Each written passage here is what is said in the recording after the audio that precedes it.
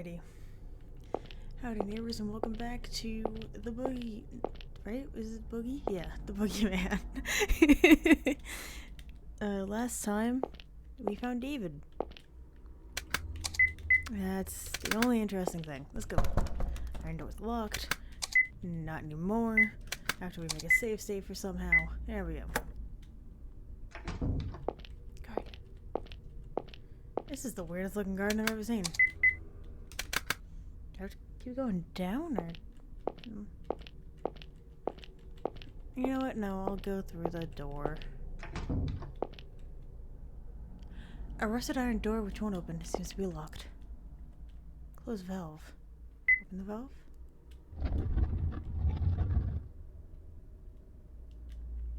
An open valve.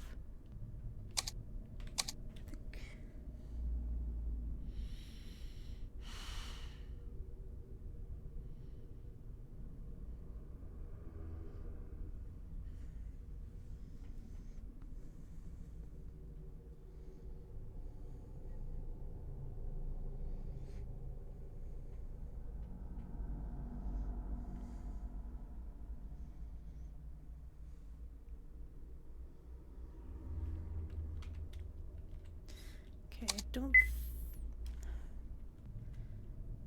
I'm gonna close it again.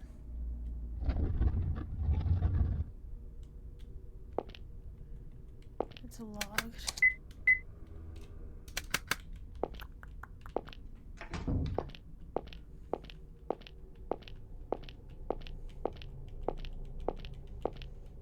Take me to the garden. Is this the garden?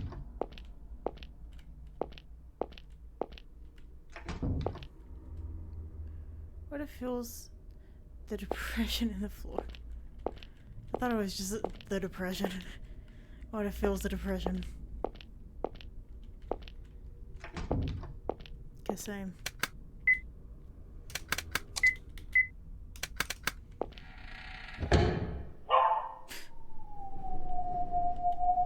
Nope. No.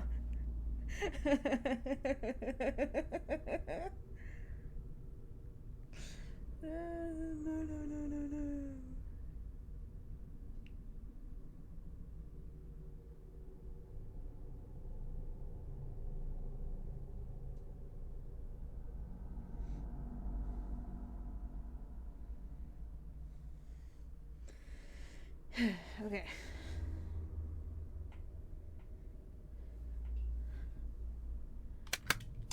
No dogs.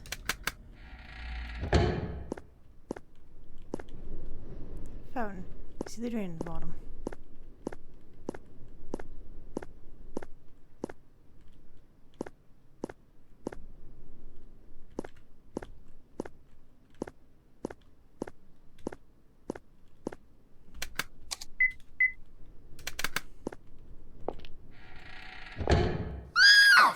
Sophie?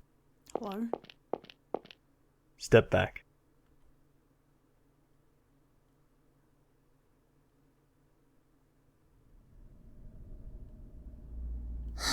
Why did it have to be like this? On our first vacation in ages. Wonder if Helena's okay.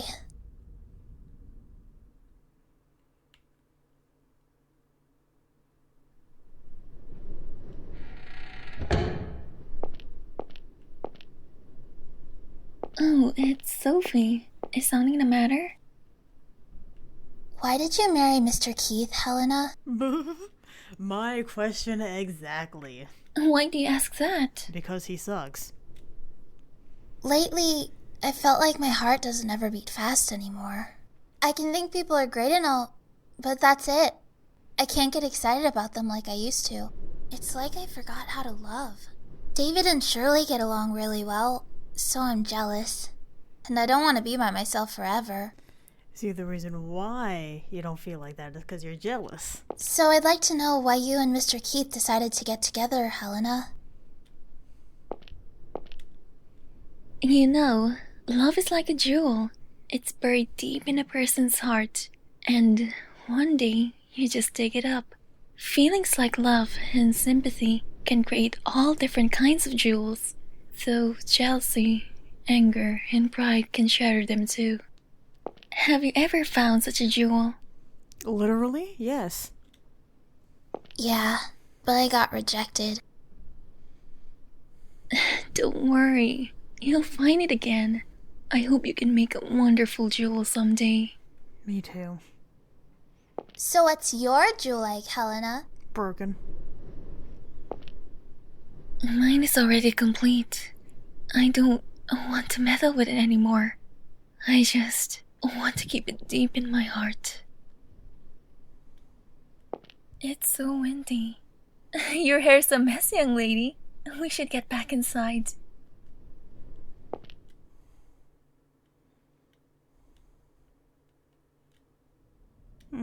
That was a weird cut there. No. No.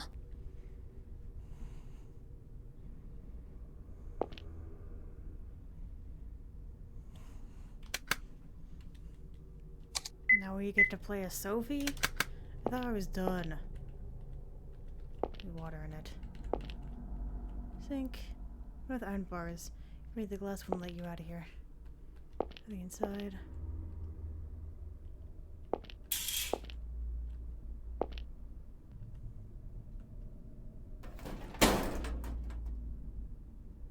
I doubt this goes outside. Must go somewhere else in the castle. Alright. Go.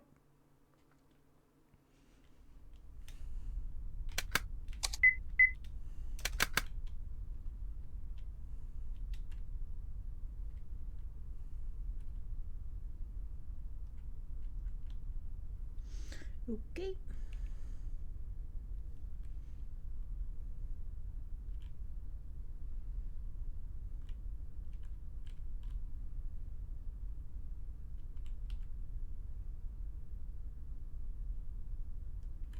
This is why I would like a run button, please.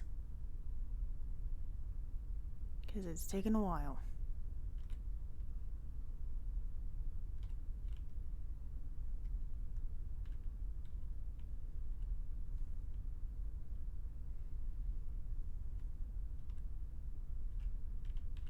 I'll stick with my guns. Right hand wall, baby. It's not that way.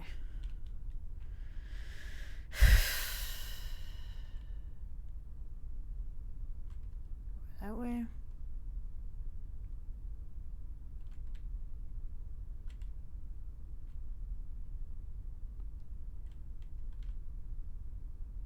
Oh my god.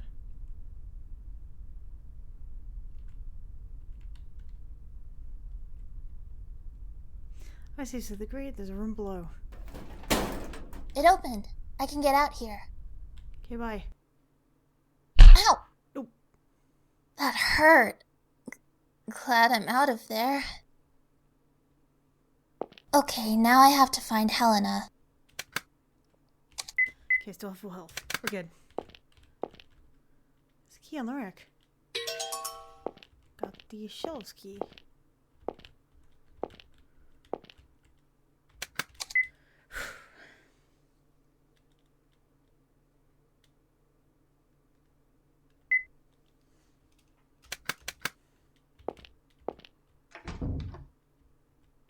Ugh, something smells funny in here. Is something there? Hi there, sweetie. Hello, darling. You've been a bad girl, Sophie. Why do you want to make your father cry? Perhaps you wish to see your mother again. Perhaps you wish to open your mouth, Mr. Boogie Man. Where's Helena? Sophie, are you mad at me? It's been so long since our last meeting. And I have yet to figure out how to talk properly. What are you talking about? Talking about you. Don't you remember? We've met time after time. In every bad dream you had as a child. I'll take you to the world inside the closet. But first, we need to play some more. Why don't you look after my pets? I don't want to. I don't want it in my show. I don't want it. No, no, no. They're a bit hungry, but they're lively pups. Have fun.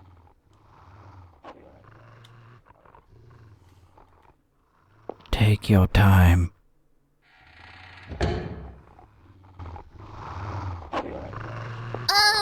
Cute little doggies. I'm busy right now, so why don't we play later? No! Stay away from me, you stupid dogs! What happened? Oh god. Oh god. No, no, no. Oh god.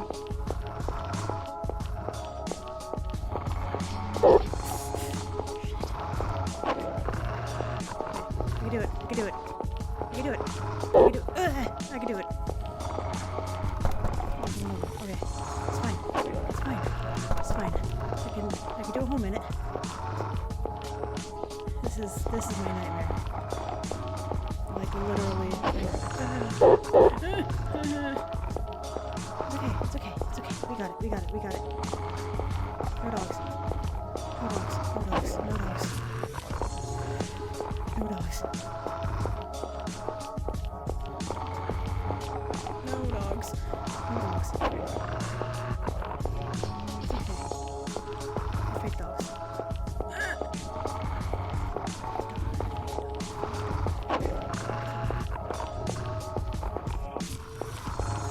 So close. Almost got it. We lost a little bit of health, but that's okay. We can do it.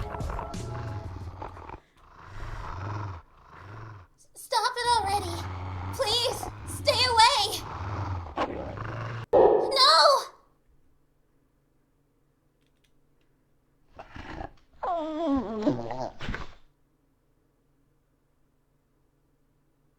Huh? Why are they leaving? What?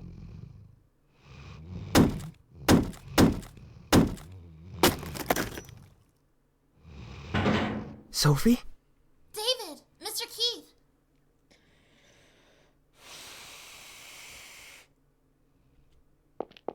Dogs? Sophie, what happened in here?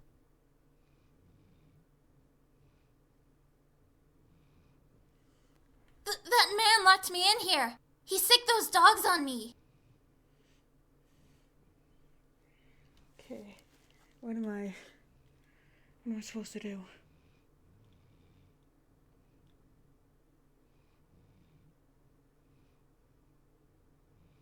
Sicked them? They look asleep to me. No! They were just up and attacking me. Then all of a sudden they fell asleep. It was really sudden.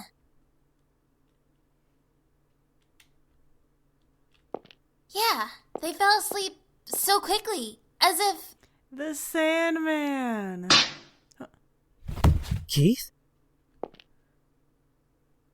What were you thinking? Oh, Can you even imagine how much you worried your father, you idiot? I just wanted to find Helena. Don't give me excuses. I told you not to leave that room. Why don't you do what? why don't you do what I tell you? Keith? Stand up.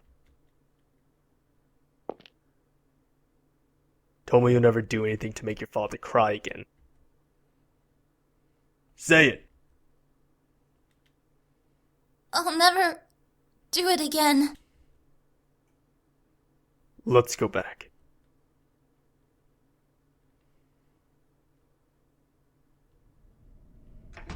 Sophie! Oh, thank God. Keith, David, thank you so much. Sophie, why did you leave the room? I went to look for Helena. I was just really worried. And how worried was I when you were gone? Please, don't leave without telling me again. Mr. Keith! I'm sorry. Thank you for coming to find me. Don't take your eye off that brat, Richard. She'll be the death of your daughter. David.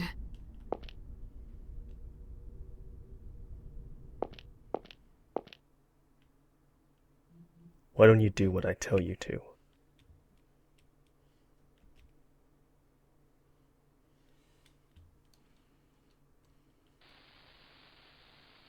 Haven't I told you not to play in here? What if a pot or a knife fell on you?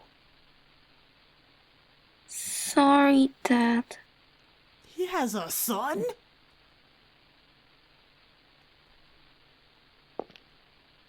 So, why were you playing around here?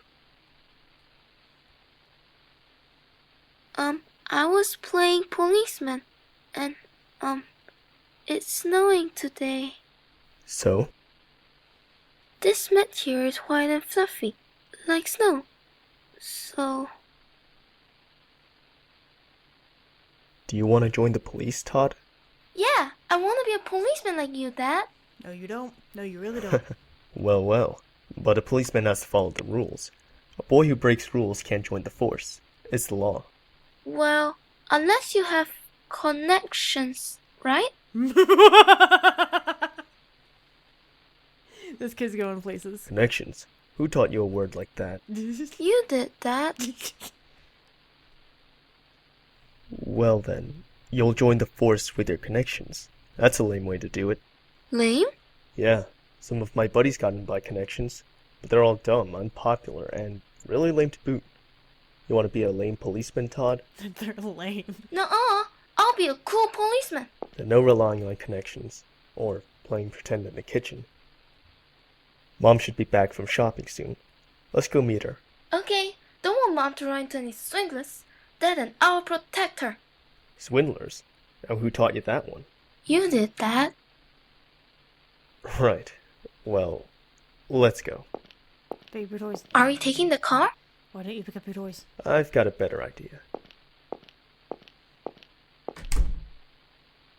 Ow! Oops, sorry. Fool.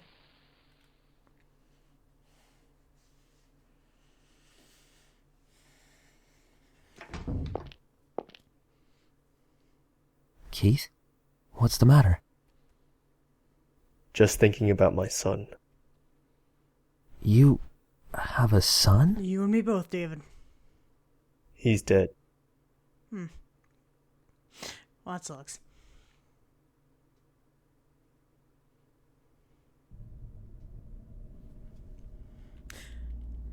Okay, now that lovely bombshell has been dropped.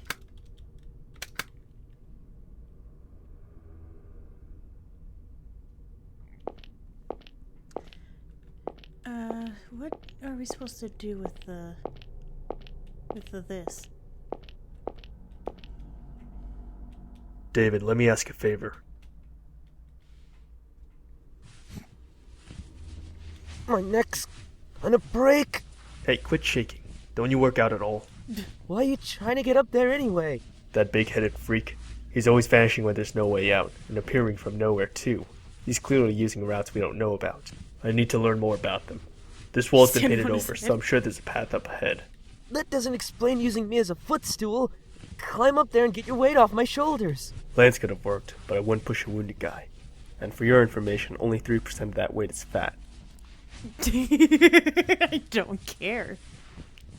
So excuse you.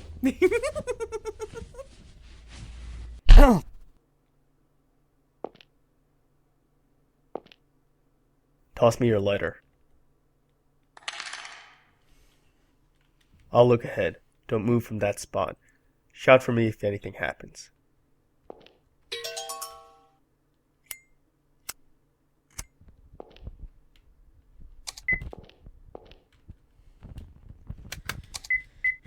Finally, it's just a Keith show.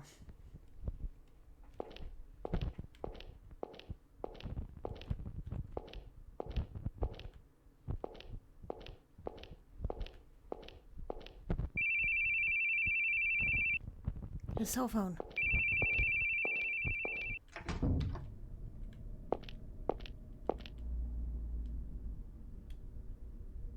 Isn't this?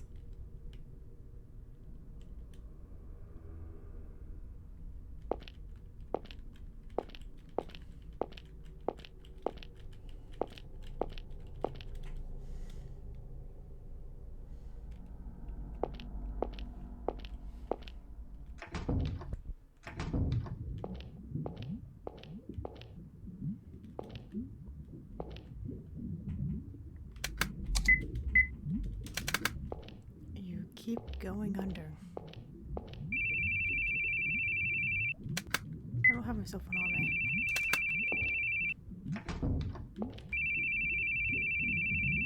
Detergent, towels, brush them up. An old man's corpse. The body decayed and maggots started to swarm. It's probably been months. Something next to the corpse. Got a rusted key.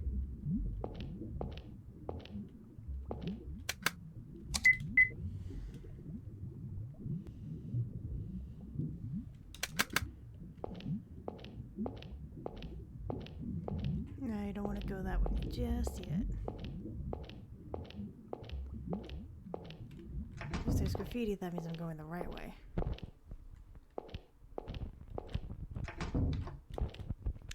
The people who have crippled you, you want to see them burn. Miscellaneous items, miscellaneous items, miscellaneous items, miscellaneous items, miscellaneous items, miscellaneous items. Couple of balls of paper. Dick Anderson, age 39.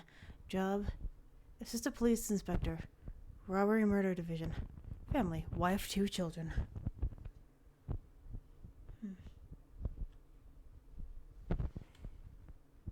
These have been torn off. Dick?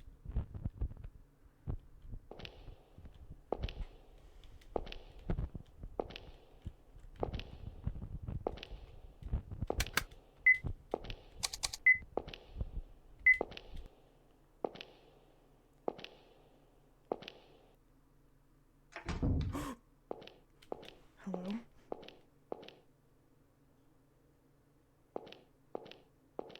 Ah! Don't move. You're under arrest. There we go.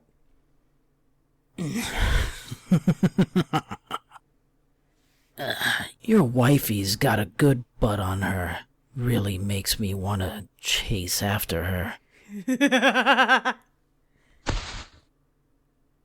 Where is she? Where? Ah, detective. How careless. Should have kept him facing the other way. Trying to take me on in such close quarters.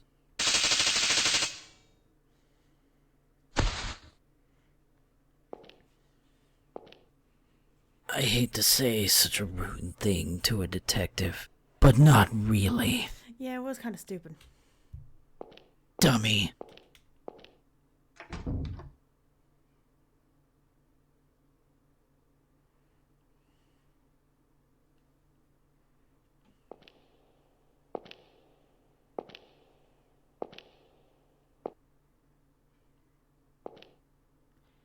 Hi.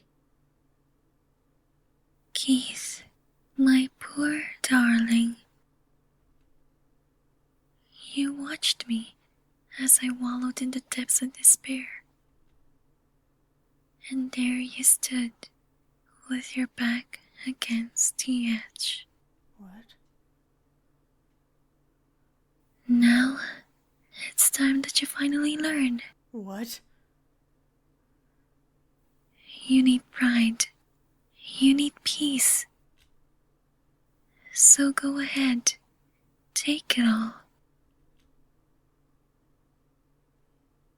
But don't you see?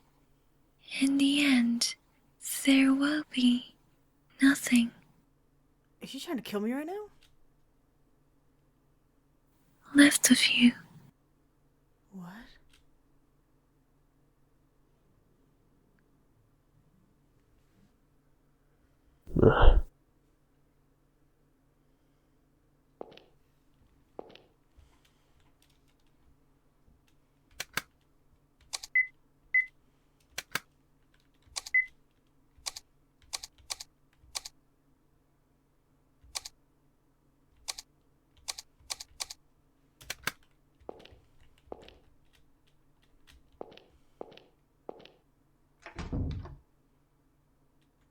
I forgot to turn on the lighter. My bad.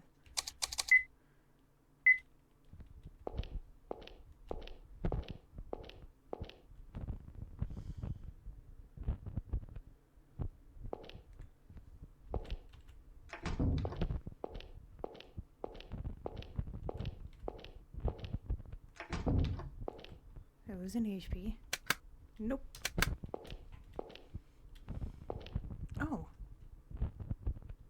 Crap of paper and an icy recorder. Nothing scribbled on the pap. You just want to hear her? Where is this? Who are you? What's going on? Hello, Miss Baring. Okay, so there's a guy who is clearly not having a good day. Who? Call me Boogie, ma'am. I will. I'm about to begin a game befitting such a joyful night. I'd appreciate your participation as well.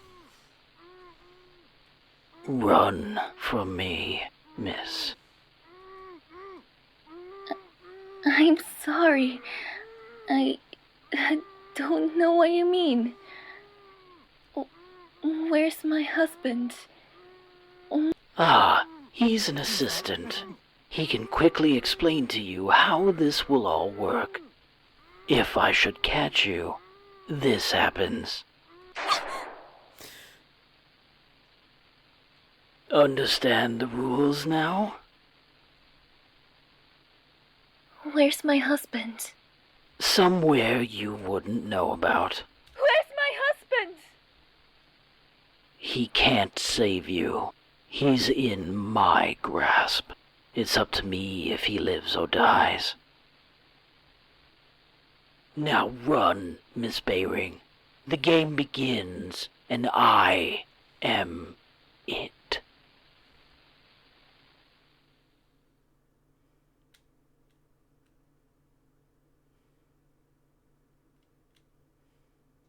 So, I was on the inside of the cell? Yep.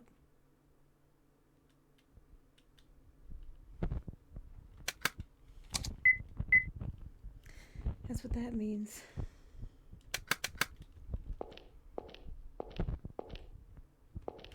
That's alright.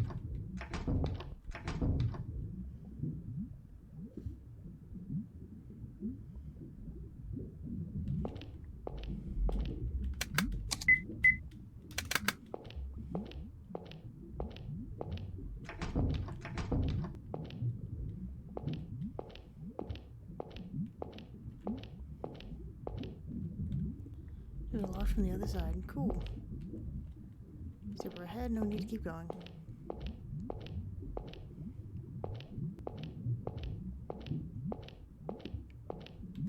So the guy that was in the chair was tried to prove a point to his wife.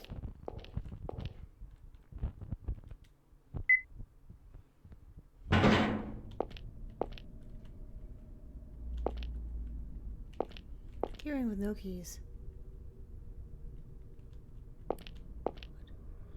Connect to the room that Lance was held. But I can't go through.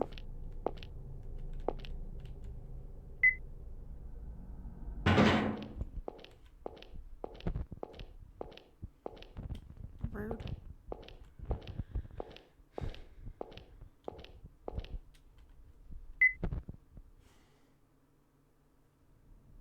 Thanks for the letter. Keith, did something happen? Nope. That big head knocked me out cold. What? No wonder you took so long. Are you okay? Nope. Missed it. No, forget it. There was another corpse. I think one of the servants. Been dead a few months. A few months? Isn't that kind of odd? Yeah, it is. It's not like he got stuck there and couldn't get out. He was clearly murdered with a knife.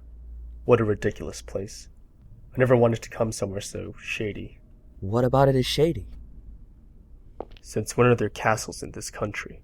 I thought something was up the moment my boss told me about the castle tour. Then I found out it's the mansion of some European guy from the colonial era, and it's got a history of Native American persecution to boot. You can't open this kind of place to the public. You wouldn't get a tourist trap, you get a lawsuit. The tribes that got persecuted here are still around. What was that Brendan guy even thinking? Guess we'll never know now. If you were Yeah, she was one of the suspicious, first ones then to why know did you this. come? Because Helena wanted to. But had I known it was this bad, no way. I wouldn't want her to learn this kind of bloody history.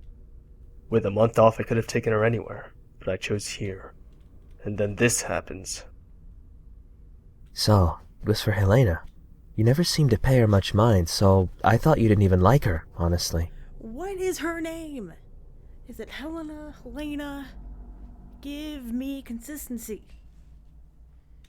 I wanted to pay her more attention, but I couldn't. My subordinate kept calling so much, I couldn't catch a break. Detectives have it rough. They're still cool, though. I'm on vacation, so I'm just a plain old guy right now. Come on, let's go.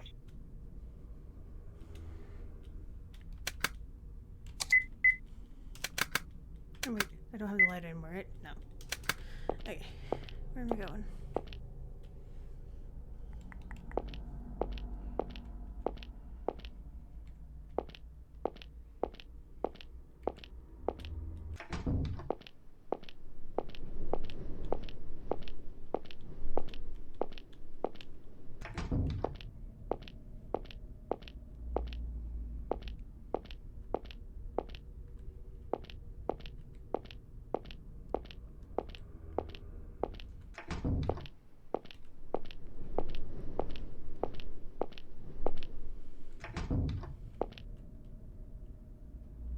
Where am I going?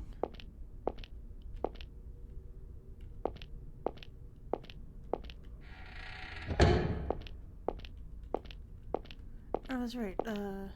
Where's the place that Sophie was? Because I didn't really get to explore that too well. Gentlemen.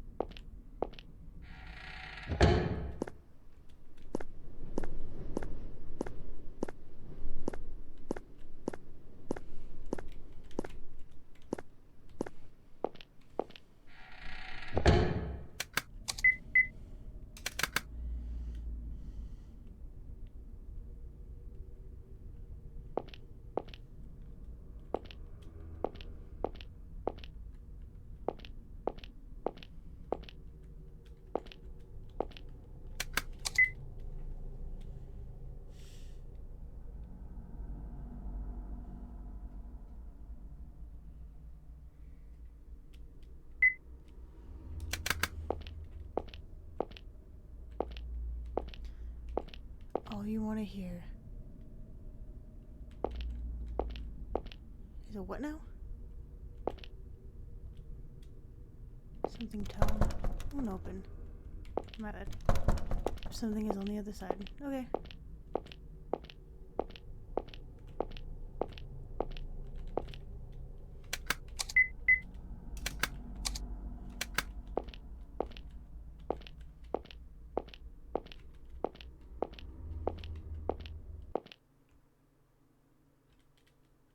You're more heartless than I thought, David. Is he behind there? Don't mind him. Let's go. Your mother's crying down in hell, you know. Yeah, David does suck. He really sucks. Can't you hear your mother's pitiful wails? Why did my dear Davy leave me alone? I don't want to be alone. Please don't leave me alone. Davy, oh Davy. Oh, Davy. Calm down. Don't listen to him. David, doesn't it hurt leaving your mother all by herself? A real thoughtful son. He'd go to be by her side right away. Or do you feel relieved? To hell with that weak woman who always clung to you. Let go. I won't let him talk like that. Settle down. Don't open that door. Let go! You stupid brat! You don't listen to a word, do you? Never listens, never learns. Must have put your old man through a lot of trouble. What's that? I said your father must have had it real hard with you. Jumping into danger alone, following when I tell you to stay. That's not being a brat. I don't know what is. Yikes. Kill him. Say that one more time. Say it again. So it's not just your eyes that are busted, but your ears too? Or is it your head to blame? Getting riled up over every little thing. Think punching me will calm you down? Then go ahead. Do it.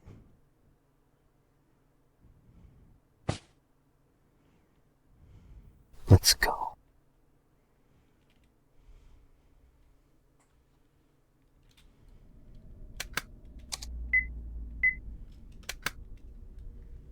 Where are we going?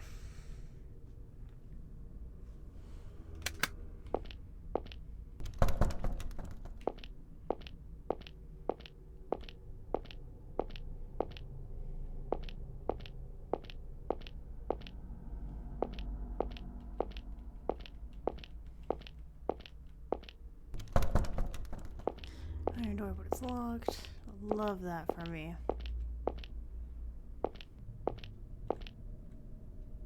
Keith, are you going in there? Can't I? Well,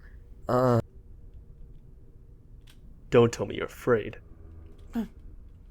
when I was a kid, this wild dog chased me around for like an hour. For such a big guy, you're really a wimp.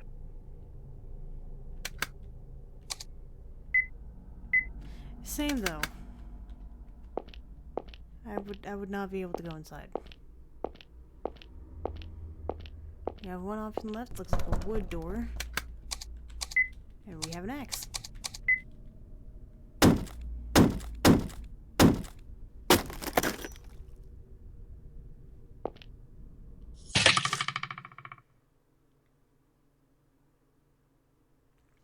Okay.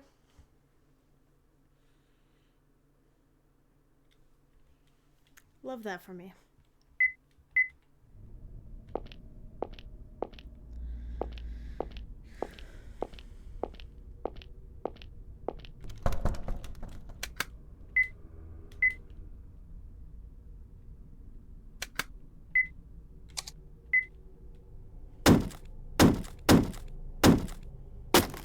I'm gonna go right.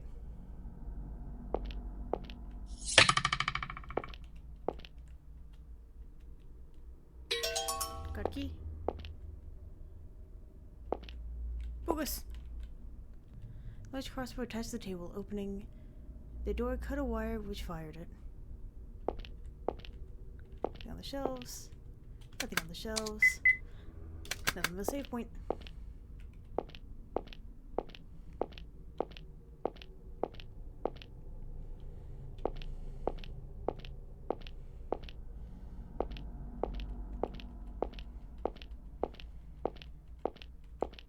What exactly do I have? A fuse box key, a rusted key, a fire axe, and this key.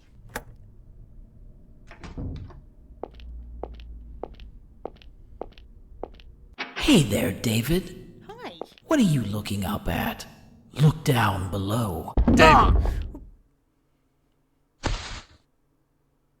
Ah, I finally got you snared. That detective was a bit too perceptive earlier. Killing you would put me at a big advantage. A critical hit to the detective. Oh, this is getting good.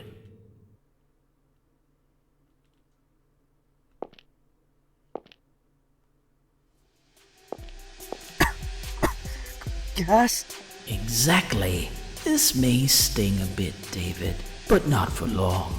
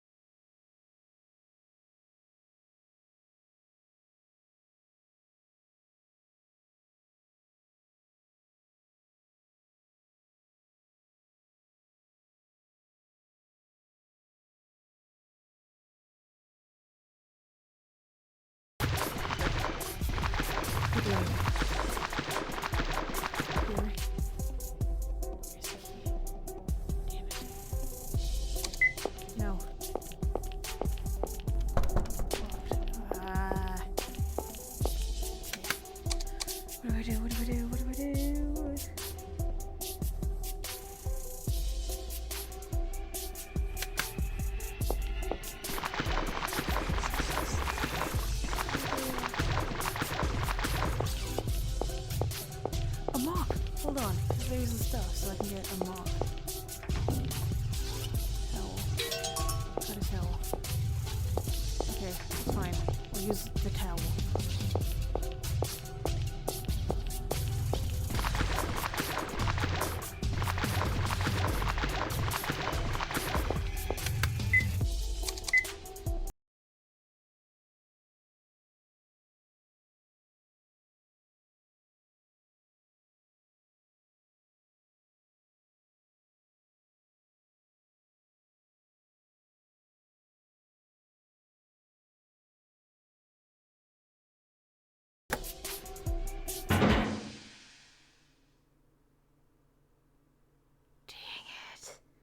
Okay.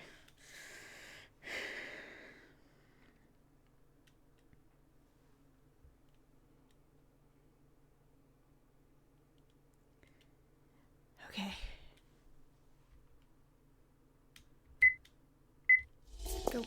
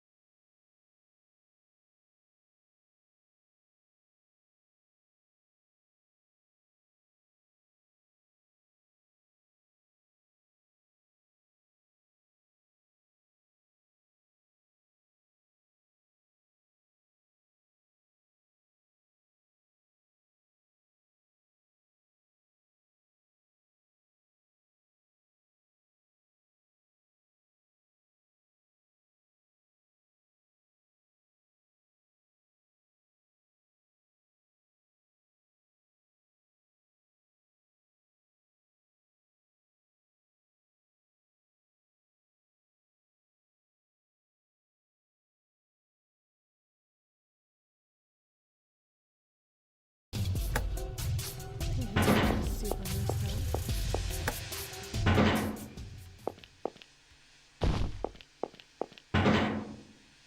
He still had to banky.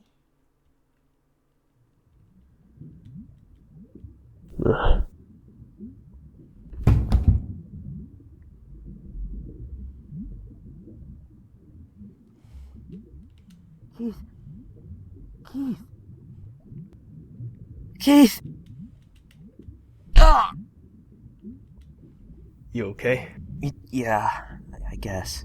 But I think I got a bump on my head just now. Mm-hmm. Good. You go back to the room. If this happens again, I can't afford to save you. Sorry, it's my own stupidity to blame. That's not the problem. If anything happens to you, I'm the one left with it crying Shirley. Isn't there anyone who'd cry for you? Maybe not anymore. Huh? Still want to tag along? Yeah.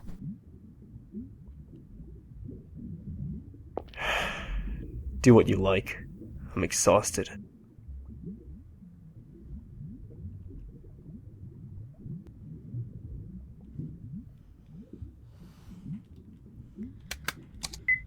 Okay. Where are we going? Do we just go back? Jesus. Is it more than worse for way or...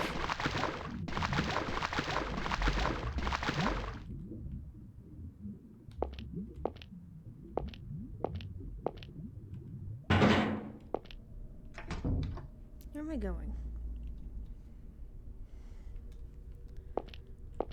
Let's go back.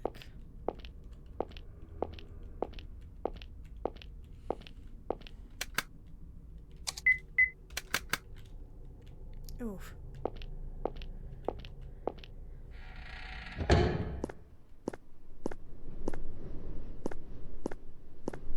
It's fun that I still have David with me, right?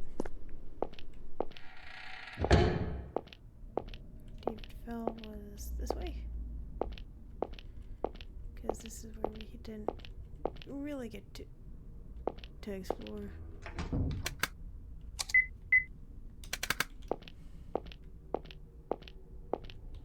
Don't act like you didn't know.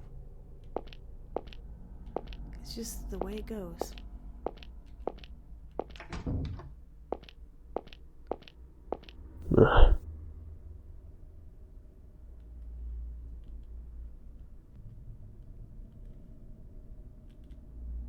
Keith, let's rest a little. If you don't take a break, you're going to... Shut up. This isn't the time. I'm tired, okay? Let me rest. Or are you gonna drag around an exhausted citizen, detective? Good thinking, David. Lend me your lighter. You've got one smoke to rest.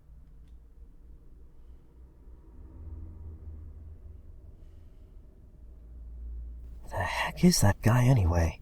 How does he know about my mom and Shirley's past? It's really disturbing. He did his research.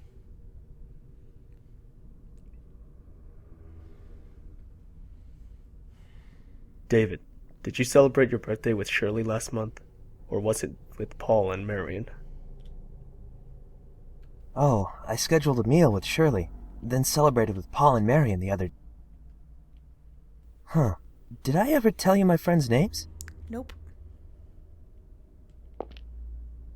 Sorry about your mother. Brain tumors are like a landmine. One misstep means trouble. But I guess they don't teach you how to dodge landmines in flight school, huh? What? Oh, and you ought to toughen your stomach for anchovies and liver. I mean, unless you want younger girls thinking that's cute or whatever. Hold on a second. What do you know about my mom, too? And my friends in school? I never told you any of that, right? Keep this between us. But working as a detective for 15 years, you get to know stuff. Like what someone's done in the past, just by looking at their faces. Maybe that big-headed freak is the same way. You're kidding, right? Mm-mm. You think I'm kidding? Keith is secretly the Boogie Man, confirmed. You're a real sucker. Take care you don't get swindled someday. What's this about? What do you know all about me? You were taken to the police after the incident with your mother. Remember the detective who questioned you? I was pretty dazed at the time, so I don't really remember. But it wasn't you, was it? Eric Simpson, my subordinate. It was only an attempted crime, so he was the only one to handle you. And you know, he's got a real messy desk. He lets case files and the like pile up so high they even topple over onto my desk. I saw some files on you among them. Your history, your family, that kind of info. And your mother's diagnosis. Oh, and the ones who verified your identity were your friends Paul and Marion Martin. I remember them well, especially because that Paul guy made a huge ruckus at the station. He was the one that ate too many chili dogs too, right? And the anchovies. Oh yeah, I mentioned that at dinner. But I didn't tell you I hated liver, did I? I hate anchovies myself, and I hate liver. That's all. Mm-hmm. Why did you make a guess for that one? Because you're stupid enough that I thought it'd fool you. If you know so much about me, why didn't you say so when we first met? Because I was suspicious of you. Huh? Me? Why? Because you're David. A year and a half ago, you found a hanged body in an abandoned house in another state. The state police came to us trying to determine the guy's identity. That's when I read your testimony, and it was real sketchy. Sketchy? Why? I understand you were looking for the guy who formerly lived in your apartment, but how did you track him down without even knowing his name, or what he looked like? You said you followed notes, but when you were asked to show him, you said you lost them. You said you shot a man in the house, but there was no gunpowder on the gun, no dropped cartridges. Most importantly, nobody to shoot. And then you just happened to find that former tenant's corpse. You gotta know that's suspicious. But it's true. I was led there by the notes he wrote. Once I found the body and called the police, I realized they were gone. And I did shoot someone, but I'm not sure if it was a person. As you testified, but I guess that doesn't matter so much now. I was wary of you because of what you could have done. I didn't want to leave Helena with a madman. If you did anything even a little weird, I was going to turn around and take my wife home. Do you still distrust me? Yes. When we first met on the boat, I intentionally told you that I was a detective. Somebody with something to hide would be alarmed. But then you just said cool, so I was a bit less wary. You might be crazy for all I know, but you haven't shown any sign of being dangerous. I don't know about that one. Listen, everyone's got bad stuff in their past. For somebody who shouldn't know it to dig it up and use it against you, that'd agitate and anger most people. He knows that well. He's showing off what he knows to upset all of you and control your actions. He's done it to you, to Richard, to Lance. Lance, too? He's an ex-journalist. Took photos of that job, too. When he published articles, he signed his photos with LK. He investigated the state police during a sexual assault and murder case 3 years back, but went too far. The victim's family and civil liberties group attacked him for invasion of privacy, and he was driven out of journalism. How do you know about all that, Keith? Doesn't matter. It does matter. Well, I understand that those are the guy's methods, but how does he know all of our pasts in the first place? The boogeyman lives in your closet, right? So, he's always watching. Watching when you nearly killed your mother. Watching when you were snuggling with your wife in bed. Don't make threats like that. Yeah, it's weird. He's only human. The appearance, the weapon, the info, it's all just to scare us. You're taking it pretty well, though. It's all cheap tactics. It's not going to scare me. You serious? You're bleeding. Yep, that's our detective. Nothing scares him, even though his wife might be in danger. Still calm. If I let myself be shaken, you'd all follow suit. I can't protect anyone if I get distracted. A detective doesn't just go fishing for corpses. I've got my lousy pride and my duty. Can't just watch while someone kills people with a grin on their face. But why not? Even if you're forsaking someone important to you? What are you trying to say? There's a big gap between your ideal and what you really want. It's contradictory. Isn't that painful for you? I wanted to be a pilot, but thinking about it now, I think I was just too stubborn to see anything else. So? You'll understand someday. Thinking of taking a nap here? Let's go. Keith, those things you said before, were you trying to make me angry? I don't intend on telling anyone your history, nor your family problems. Sorry if you're still pissed. No, it's fine. I guess I am kind of a brat.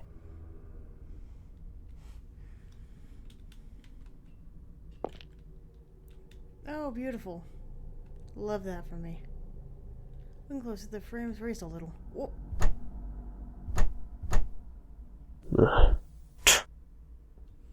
Keith.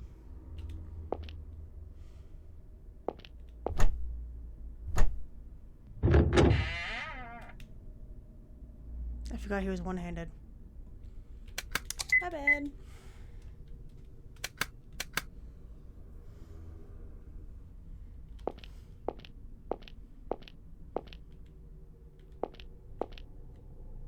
Better look on the door. I don't have a combination. Painting. I don't get to see the painting. Beautiful.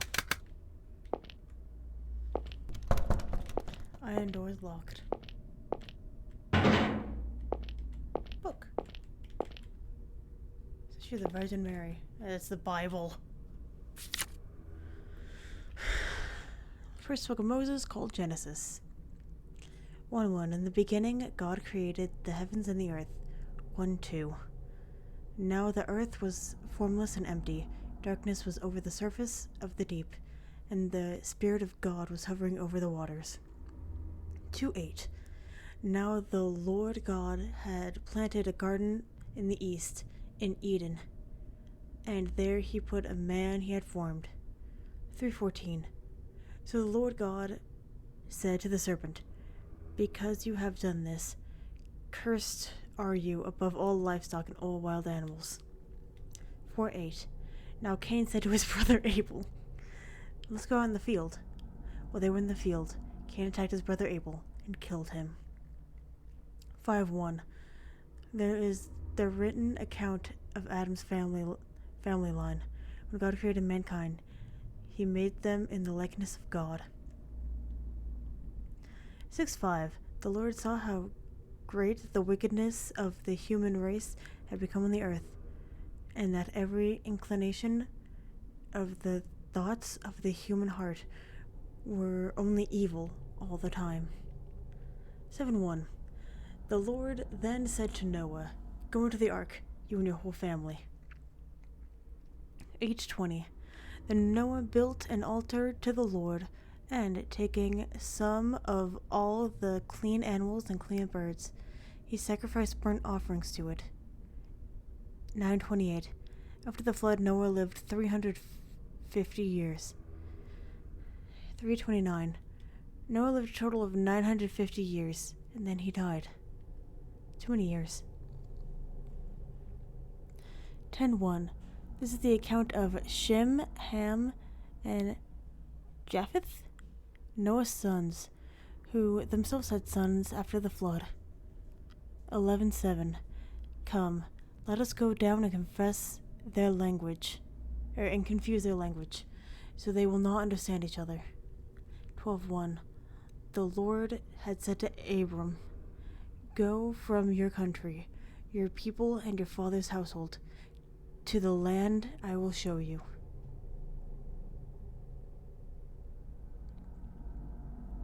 That was fun. With that, I think... You know what? No. I'm gonna end the episode once this game is over. Yeah, I was thinking about just ending the episode here, and I was like, no. We are gonna keep it going. What up? Scrap with a notebook on the table. Notebook strap. I'd love to be able to read said notebook strap. Go to the secret room. The genealogy of Adam, Noah's Ark, the Tower of Babel. No, I don't wanna. I don't wanna read the Bible again. I don't wanna. Bible passages that look like they were written by a kid. Nothing's written in the margins.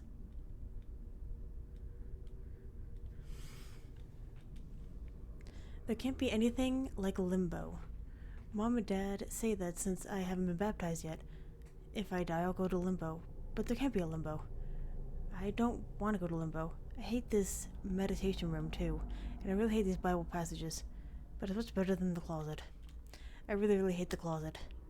That's what I think every time I'm yelled at and go in there. But I just do the same things again. And go back in there. When I'm in the dark cramped closet, I wonder, if I stay here forever, I wonder if I'll turn into a monster. Like a movie monster, who kills his mom and dad and messes up the whole house. But when I leave the closet, I'm just me. I couldn't become a monster. I couldn't. So I always apologize to Mom and Dad. I'm sorry I was bad. I love you more than anyone in the world. Oh. Hey, stop that, would you? Huh? Stop that thing. It's hurting my ears. What does? Your phone! I hate hearing phones ring. It's yours, right? Make it stop already! Calm down. Make it stop! Calm down, please. Where are you hearing a phone ringing? There's no phone ringing. In fact, I think I lost my cell phone earlier. So please, calm down. Yeah, David didn't have a cell phone. I hate it. I hate the sounds of phones. Why? Because it always brings bad news.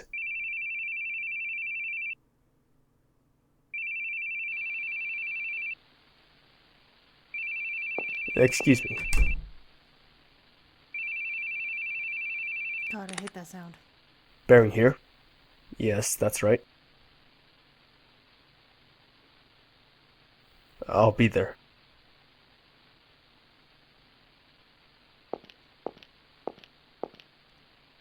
Mr. Baring, sorry to have called you. Your wife said she couldn't look, but we need you to confirm.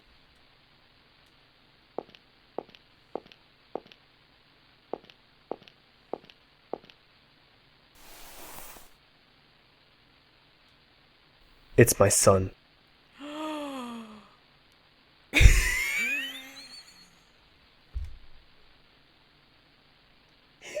I'm sorry. I'm sorry. I'm sorry.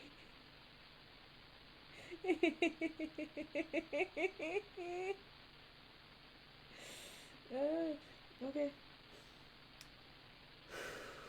Okay. Are you sure? He's wearing the clothes from this morning. My wife sewed his name on then. Todd Baring. Check behind the neck.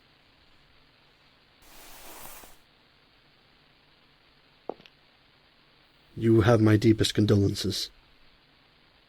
Sign here. We'll send you a pamphlet for a mortician. Refer to it if you wish. Thank you. There's a nurse waiting outside. Tell them if you need any help. Now, please excuse me.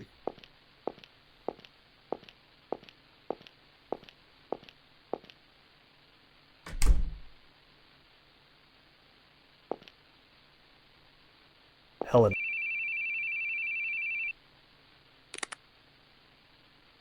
It's me. Hey, Keith, you off loitering somewhere? You gotta hurry. The suspect's on the move. Head for Wellington Street. Got it?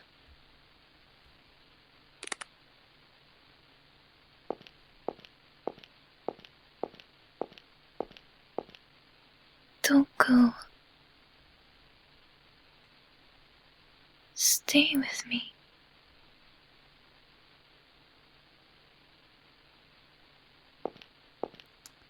Keith.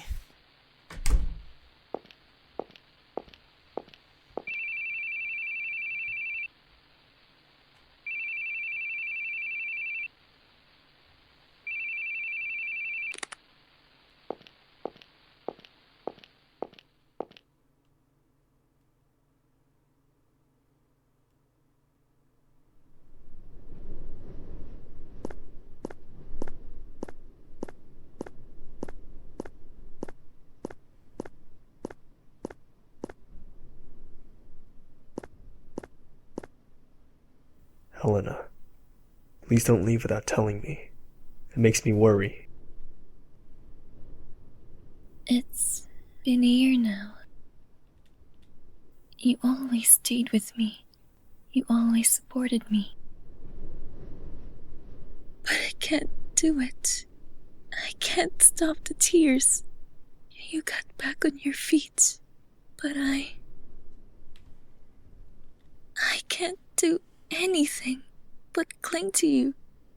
But I can't drag you down with my weakness anymore. So... You know what I thought when I saw his body? No. I thought I failed. Can you believe that? That a parent would think that after losing a child? But it's true. Everyone has one leg in a coffin. If they aren't careful, they can easily fall in. No exceptions. I should have known that. But I didn't. I prayed that my family would be an exception. I wanted them to be there smiling at me forever.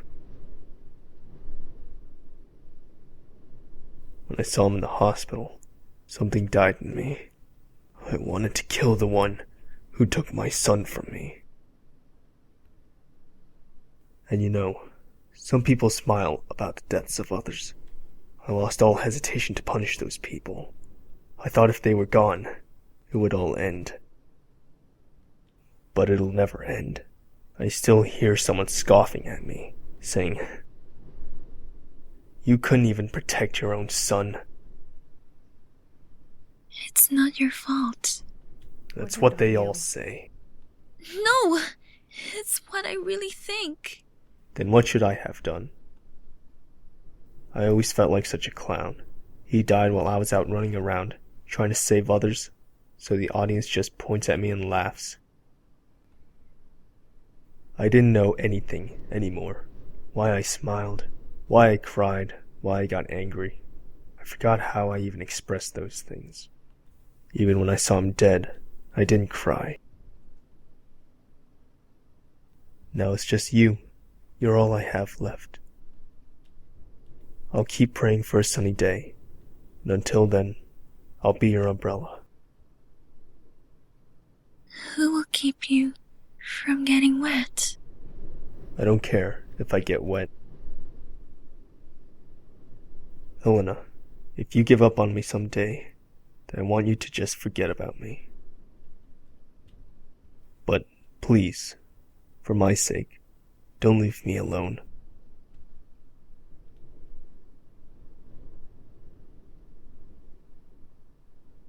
Don't cry, Keith. I never cry. No, you're crying. You've always been crying. I'm sorry for pushing my complaints on you. I'll get stronger so I can protect you. Whatever happens, you're someone I never want to lose. And then she asked for a divorce.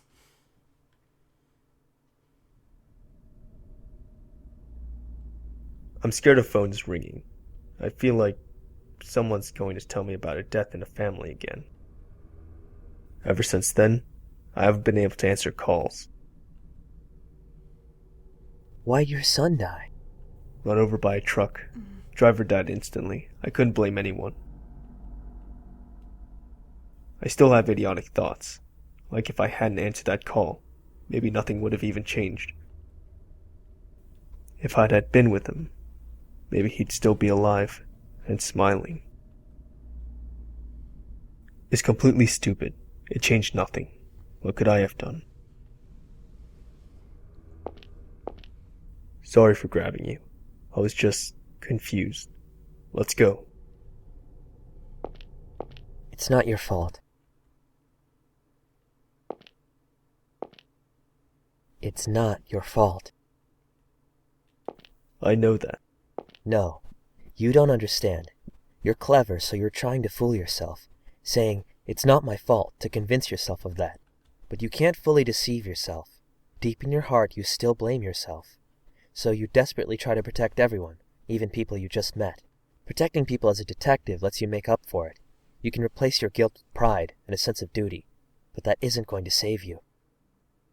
Even if you only protect what you really feel is important, no one will blame you for it. Don't act like you know so much. I'm only doing what I should be doing. And you're deceiving yourself with it. You're wrong. I'm not wrong. Then why's my son dead? 'Cause you're wrong. It's not your fault. Everyone has things they're powerless to help. So stop lying to yourself, please. Just forgive yourself. He got much closer to the mic with that.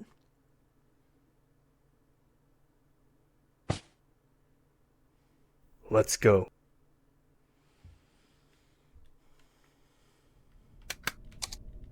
Ooh, Keith is having a bad day. Don't need that. Iron gate. Alright, I'm gonna have to go that way. Let's go this way first.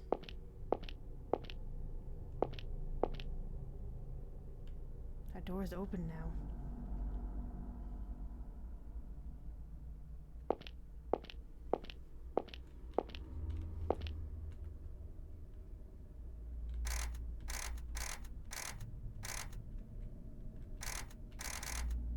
I'm just gonna move stuff up. There we go. Okay. Oh. Tapes. Seen 10 years ago, 10 years ago. I'll videotape a movie with the title label. Empty drink bottle.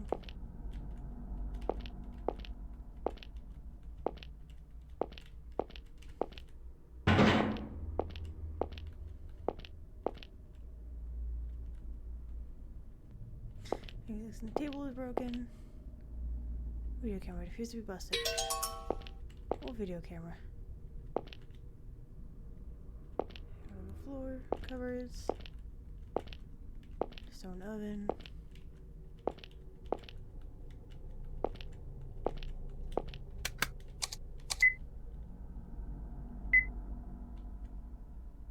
Tape inside. Get the tape.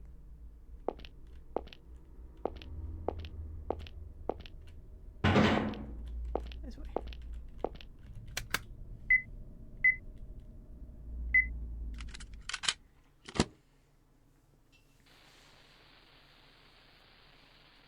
At last, I finally got a hold of you. Oh dear, hurt all over. But what else could I do? You just wouldn't stop running, miss, no matter how much I hurt you. But well, our game of tags come to a close now. Yes, you can't outrun the scary, scary Boogie Man. Especially with a name like that. Can't stop laughing. Are you relieved it's over, or are you still scared? Well, madam, do you want to run? Tell me, Motorman. You're an unbelievable idiot. Whoop. Say again. I called you an idiot. You thought I was running because I was scared. You think I'm scared of you? You go, Elena. Maybe you've spent too long in your little closet world to understand. You've convinced yourself that women and children are all scared of you. What were you planning once you caught me? Kill me? And then what? You'd go to kill Keith, right? You told me you had Keith in your hands. Whether he'd live or die was up to me. I guess that was true. And all this time you've been foolishly chasing after me. You could never kill him. I'm weak. I can't be as strong as Keith is. But there is something I can do in all my weakness. Stall for time. If I can keep your attention away from Keith by running all the time, I'll run to the ends of the earth. You go, Elena. You poor, stupid little Boogie Man. You really are such a child. You just love bullying anyone weaker than you. Go ahead. Have fun in your little world. Call yourself a villain, a monster. But I'll never let you bring my husband into it. This is a good performance. Don't you dare lay a hand on him! You talk too much, madam.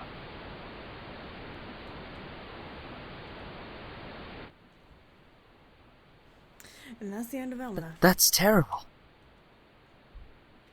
Let's hurry and look for Helena. She must be nearby. Keith? Keith, what are you doing? We have to hurry. Keith, are you listening? He's not listening. Hey, what are you staring at? Nothing. Are you asleep? Get a grip! Come on!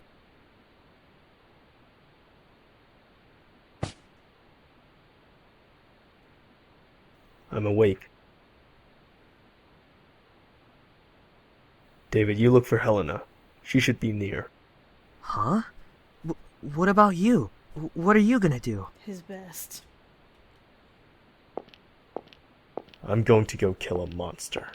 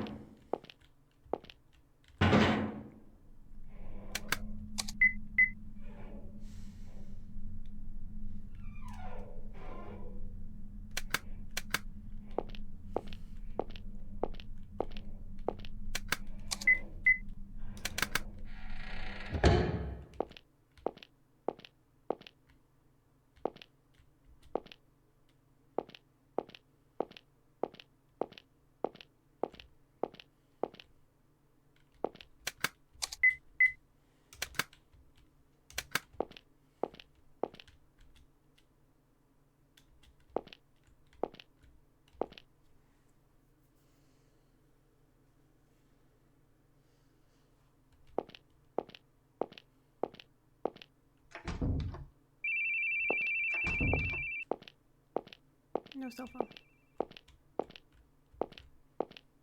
I might need it.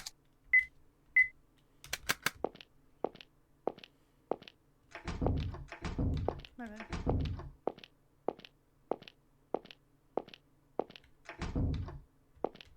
Oh, we're back here.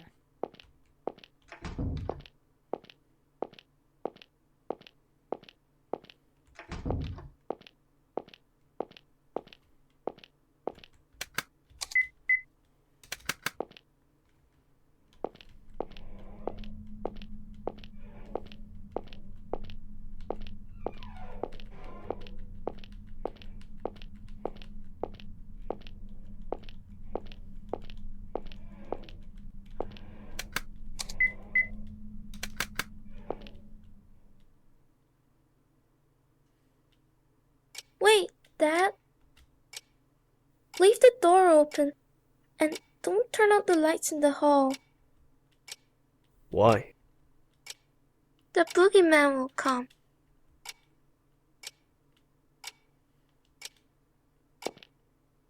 What kind of guy is this Boogie Man? He has long nails and kidnaps kids. He lives in the closet. A kidnapper? Well, can't leave a guy like that on the loose. Alright, Dad'll give him a good beating. Hey, Boogie, you in there? What the? Hey, let go.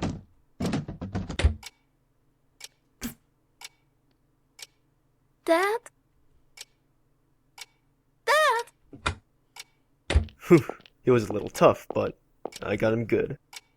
No worries, son. Old Boogie won't come for you anymore. Really? Would I lie? Yes. Me and Mom are in the bedroom right there, you know. You still scared? Oh, need your stuffed bunny, do you? Or should I read you a bedtime story? Maybe the ones with the fairies.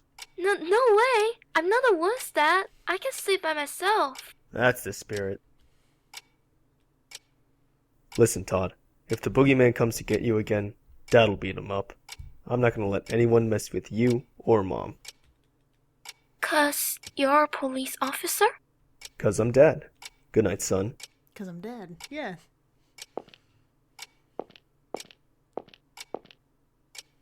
Should I leave the light on? It's okay. I've got you and Mom.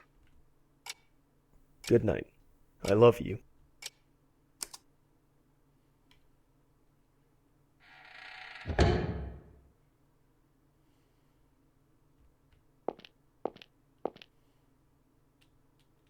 Don't blame it on the sunshine.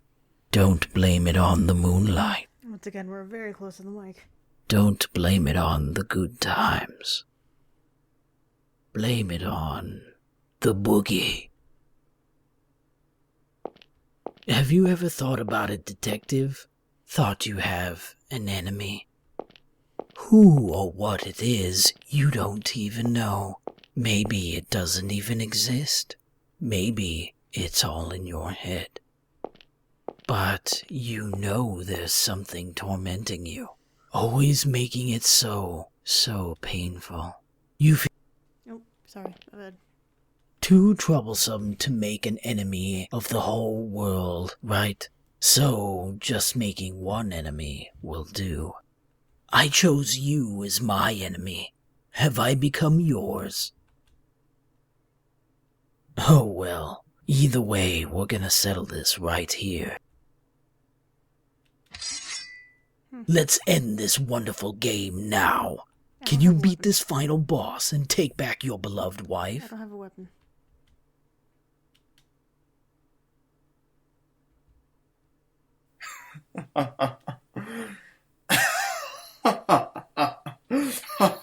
What's so funny?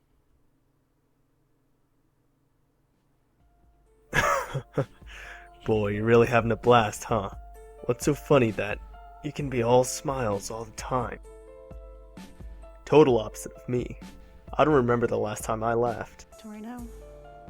But I guess we were pretty similar after all. In a sense, it was all a lie. You're always grinning ear to ear, but you're scared, aren't you? So you keep running. You can't go head to head with me. You and me are just acting. You're no scary monster, and I'm no paragon of justice. Final boss? Huh. A big baddie should be a pretty sly guy, shouldn't they? But taking hostages, always on the run, the only thing you can chase after is girls' rumps. Mm-hmm. You know, I wasn't planning to do anything with you. As long as the others were safe, I was fine leaving you be. I'd secure your hostages and scram, then just leave you to the local police. Because I'm not chasing you. You just keep running from me. What I'm really chasing after. Sorry, but it ain't you. That's right, it's not you. You're my enemy. Spare me the sleep talk. Why would I make my enemy a dunce who just sneaks away? A coward who hides in the closet and threatens kids. And your enemy? Not me either. You've got a lot more enemies. If you go to the slammer, you're gonna be a real popular guy. I can tell. But this is a great chance. No hostages to get in the way, no one watching, so I can do whatever I like with you. Detective, criminal, that doesn't matter now. You've done the number one thing to get on my bad side. You mess with my family. You chased after my wife's rump.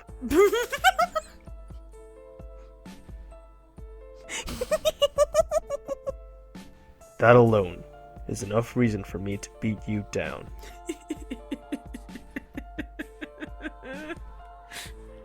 Don't you think, Boogie?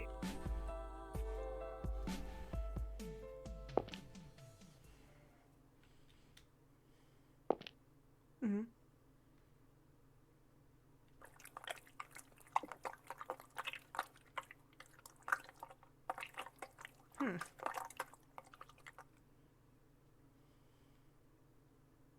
Can't afford to laugh anymore, can you?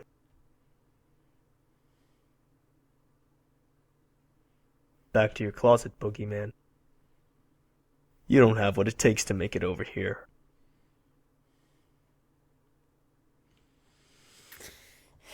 What am I supposed to do?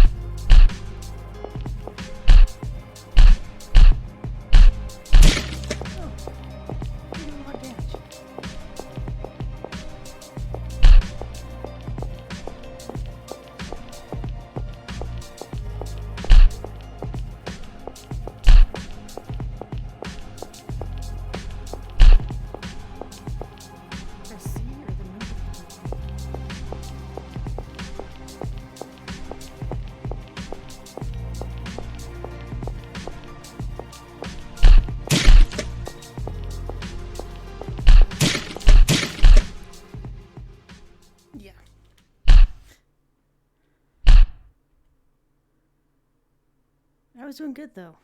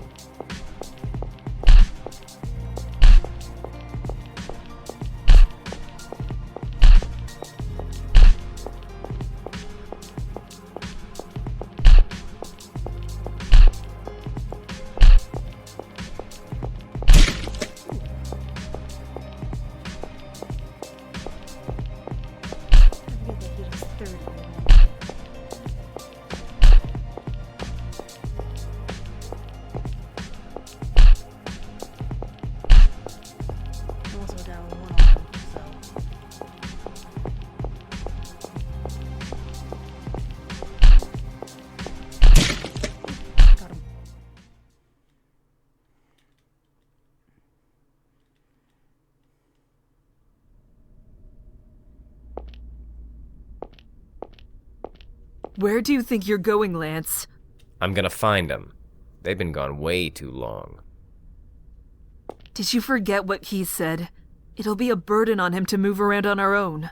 Well, then after all's said and done, we'll tell him we did just what he said. Of course, you might have all gone stone cold by that time. Don't joke about things like that. Sounds like a joke to you? We got 2, maybe 3 corpses around here? What part of don't you get?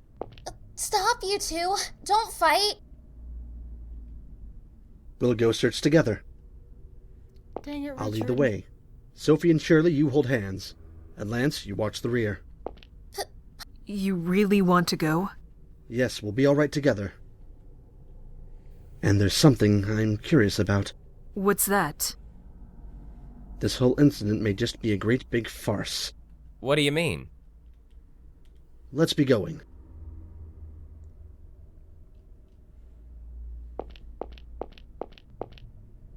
Helena, where are you? Helena?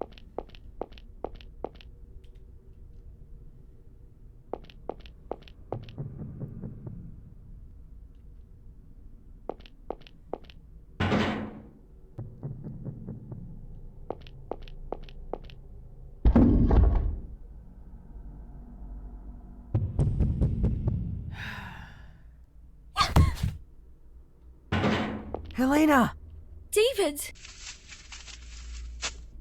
are you okay? That man knocked me out. I woke up here. I was unconscious the whole time.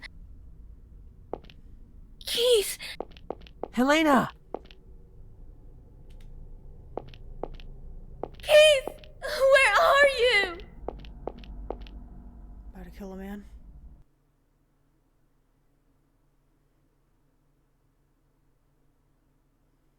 Always on the run, huh? But marijuana addicts can move better than you. What's in that big head of yours?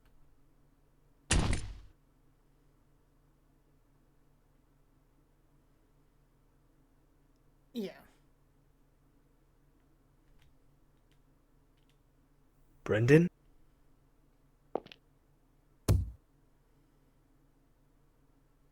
You lose. Detective.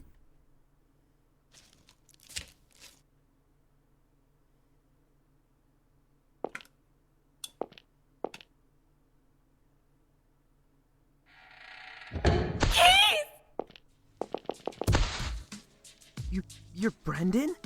Why? Stop moving around. Keith, Helena. We have to stop the bleeding. Lance! Richard, help me out. Sophie, find something to tie him with.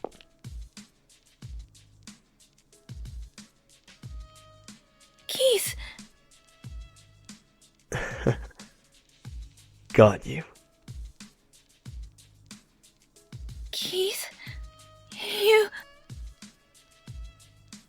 Helena, when we get home, let's finish our conversation. No more running. No! Keith, stay with me, please! No, let him go to bed. He's had a rough night.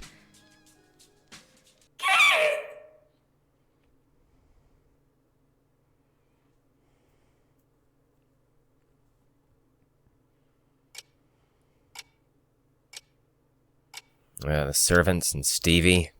10 people died all told. I'm sure glad to be alive now. Feeling glad to even have air to breathe. Listen, don't you say a word about all this, especially not to your coworkers. If it takes money to shut your yap, I'll pay any price. God damn it. Oh, bribery. Where's that money coming from? My own pockets. Listen, you guys can distort the truth all you want, and I won't say a peep, 'cause that's freedom of the press. But this is different. I've got no tolerance for people pointing and laughing at a wounded friend. Do I gotta tell you again? I'm not a gossip guy. I hate cops, sure, but I hate gossip too. I won't ask for money, and I won't say a peep, 'cause I'm grateful to the guy. So quit hounding me. But, as an involved party, I've got a right to know what happened there. I just can't wrap my head around it. I talked to Brendan at dinner. Heard he got tired of the musty old castle and ran to Hollywood. Had a lot of fun in the movie biz. So what was the motive? Guy's gone silent. Sounds like he convinced you he was a goody two-shoes. But I bet you heard a different story in Hollywood. Now that's the kind of thing your lot should be writing about. Nobody knows people's past, usually. But it's easy to fool you into thinking otherwise with a little acting. And once you know somebody's past, you can lead them by the nose. He tricked you all, and tried to kill you. What a farce. And it would have been you. Not sure of the motive yet, but he was pretty systematic about it all. Spent a ton of cash beforehand to check up on all the tour attendees. Even did a background check on me. On you? Why? 'Cause I was going to be on that tour. No wonder I thought he knew me. The hell, so he just researched us? That's the oldest trick in the book for us, saying, I know all about you. It makes you superior to the other person, so you can control them. Then they freak out and have to submit. He knew that tactic well. Seeing right through people without any tricks. That's what makes a real monster, ain't it? In his case, he just used money and connections to dig up people's past, and played the part of a monster. But the research wasn't to select candidates. So he just picked randomly. Oh, damn, was he just in it for fun? Now, my turn to ask questions. What you tell me is the only way I can figure out this incident. Give me anything you got. It's showtime. First, Brendan, or Boogie rather. What kind of man was he? How should I say it? I suppose he had no emotion. That's how I saw him. He said such terrifying things without a care. He hardly showed any human feelings. He really was like a monster. Keith told me he was a real jester. Jester? Absolutely not. I would have much preferred if he were at least a little silly. He was a very disturbing, terrifying man. He was totally calm as he did awful things. Richard, you seem to have a suspicion he might be Brendan. Why do you think that? When my daughter went missing, and I panicked thinking that man might have taken her, Keith told me something. This was the kind of person who would show corpses as decoration, so if he did take Sophie, he'd show off proof of it, meaning she was still safe. Luckily enough, I didn't see them, but indeed, evidently, there were many dead bodies left around. As Keith said, my daughter hadn't fallen into his grasp. He was correct in his assumption. That made me realize something unusual about what he'd said. Keith said he saw the moment Brendan's neck snapped, and his corpse was quickly dropped into the basement. Isn't that odd? Why did he quickly put Brendan's corpse out of sight? Why did he treat him differently from the other victims? 'Cause he didn't want you investigating it. He's got some keen insight, I'll give him that. So you suspected this was a farce plotted by Brendan? No, well, I suggested that since Keith hadn't checked the corpse, he might still be alive. I only wanted to believe there was a chance he was alive. I had no conviction about the rest. So I didn't speak about it to Keith. I wouldn't dare risk throwing him off with my amateur opinion. Not to mention we didn't know whether his wife was safe. Apparently, Keith saw the moment Brendan's head came off, actually. Was it a doll? Right you are. Packed with neat little blood packs, it seems.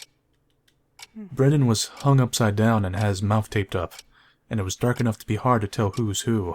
Just dressing him up the same way made Keith assume it was him. On top of all those flashy rave lights, he dropped the corpse down below so it was impossible to check it closer. And since Keith saw the tour conductor killed right after that, of course, he'd think Brendan was killed too. Completely forgot about that. If I'd said something, maybe this could have been resolved sooner, but I was paralyzed with fear. I was only worried about my daughter, even when Keith was running all over the place for us. Don't worry about it. Keith did all that 'cause he wanted to. That's all. He's deeply glad you're all safe. Now, little lady, can we hear from you too? Hear what? Anything. What you thought. What you noticed. Well, I knew he was a fake, because I've met the real Boogie Man. Sophie, stop it. Not this tale again. Fine, if you say so, Papa. Guess I'm not saying a word. Go ahead, please. Meeting the real boogeyman sounds pretty juicy. Can you tell me more? Maybe not really met. He just touched my shoulder. But his hand was cold as ice. Right away, I knew it wasn't human. That guy's hands were human, though. They had warmth, so I knew he was just a regular guy. Huh. So Boogie Man's hands are cold, eh? Tell that to my little squirt. Anything else you noticed? I feel like you might get angry if I say this. I won't. Tell me. That guy had this cold and emotionless air, like you couldn't tell what he was thinking at all. It reminded me of Mr. Keith, a little. You still think that way now? Not even, because Mr. Keith got really mad at me. He was like, "Don't worry your papa ever again." Red paint? On his face? There was nothing like that. It was all red from blood spurts, though. Really? Keith told me he had a weird paint on a torn paper bag. And one more thing. Did you see any red graffiti in the castle? Or any monsters? Hear any phones ringing? No, I didn't. Mr. Hoover, you're colorblind, if I recall. Maybe you just couldn't see the paint. Yeah, but it's white and pink I get mixed up. I can see red just fine. Well, and you, miss? I saw quite a bit of the castle, but none of that. Did you hear that from the others? Don't get me wrong. I don't think you're lying. The others said they saw nothing too. But then, that makes Keith the one talking nonsense. I don't think Keith is necessarily lying. What do you mean? Because people don't always see the same things you do.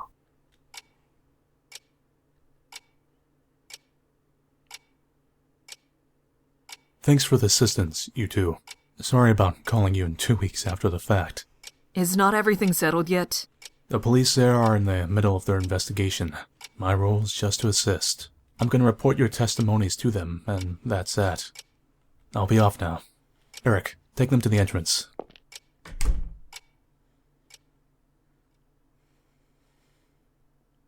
I can't tell if this is a good ending or not. When our son died, I thought my own life was over too. I couldn't think about anything. Nothing had any taste. But tears would suddenly come anyway. I don't remember anything about what I did back then, but I do remember one thing. That Keith was always at my side. When I wailed and shouted, he'd hug me, stroke my hair, say it was okay. Eventually, I adjusted to life without our son. I found I could laugh again. But when I got my own emotions back, I realized Keith had stopped laughing. I had been broken, and so had Keith. Over time, I was able to heal, but he didn't.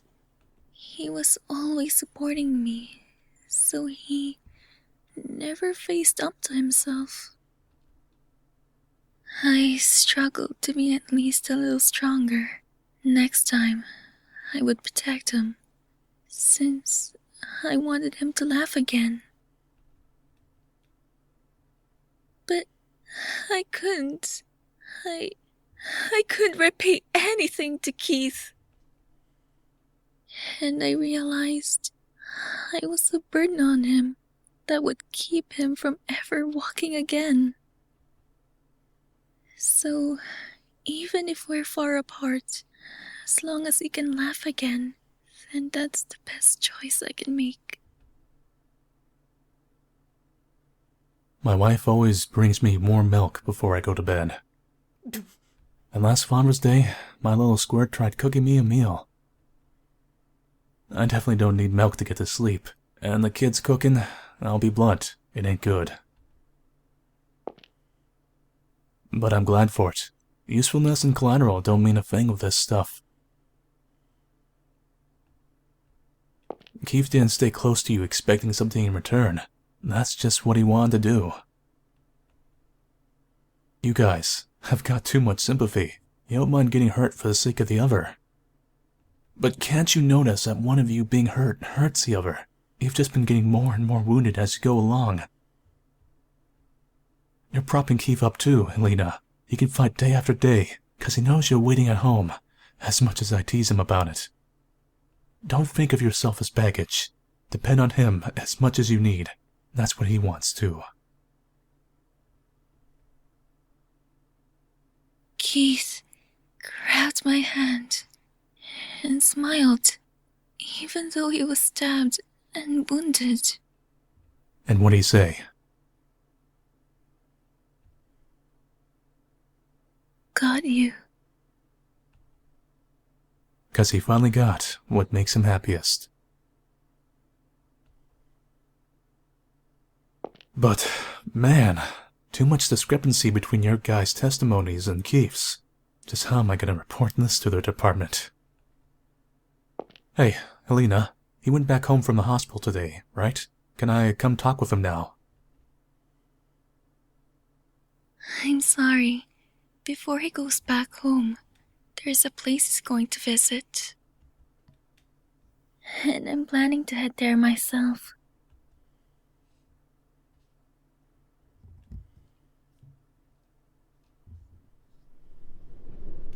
Yeah.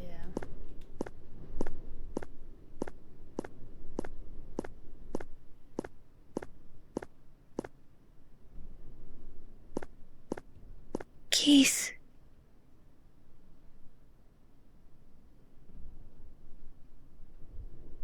I've always wanted to cry like this.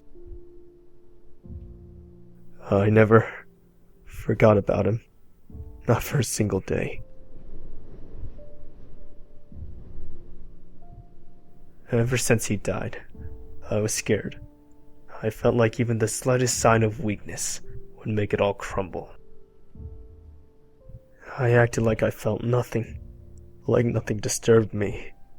I thought then I might be able to fool everyone, even myself. It was so stupid. I was broken a long time ago. It was all garbage, but I acted like a champion of justice. It always felt off. Whoever I was working for, I never felt repaid. And I saw you were safe, and you came up to me. Finally, I felt happy again. Acting strong just made me weak. It was pointless. Todd would never forgive his father staying broken forever, because I promised I'd protect his mom. I'll take off the blindfold. I'm gonna laugh, even if it's at a stupid TV show. If I'm pissed, I'll get mad. And if I'm sad, I'll cry. First, I guess there'll have to be counseling. There's something seriously wrong with my head, seems like. It's gonna be a busy time. It's gonna be so busy, I won't be able to do it alone. Helena, I don't think I can deal with just being a good loser. I want a chance. Let me chase after you. Let me get down on my knees. You're the only one I want waiting for me.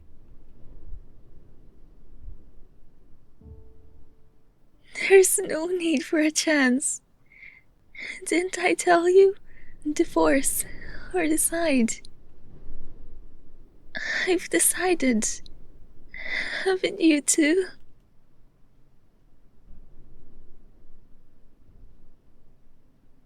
We only ever have one umbrella, so we hold it together. And it's fine if we get a little wet, because it'll soon be sunny again.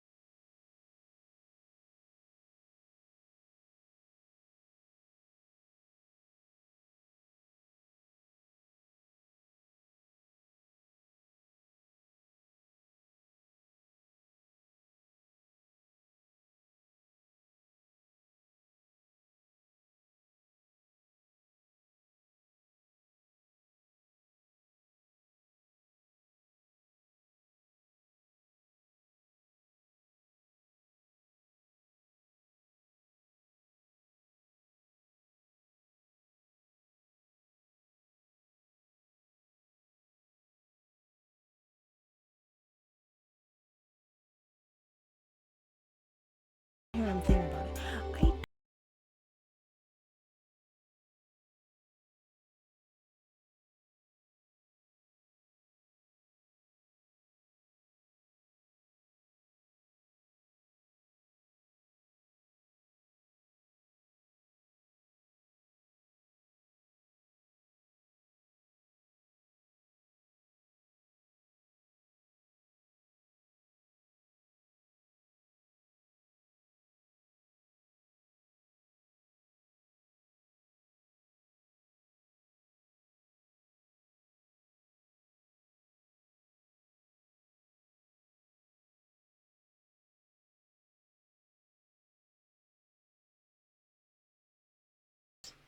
That's how I feel about it. The music stopped. Thanks, Vidge person. And Udi. Uri. Udi. I think it's Udi. Because wasn't the original in, like, Japanese? Not Japanese, which one? I can't remember. And, thank you. I can't remember. I think it might be Udi.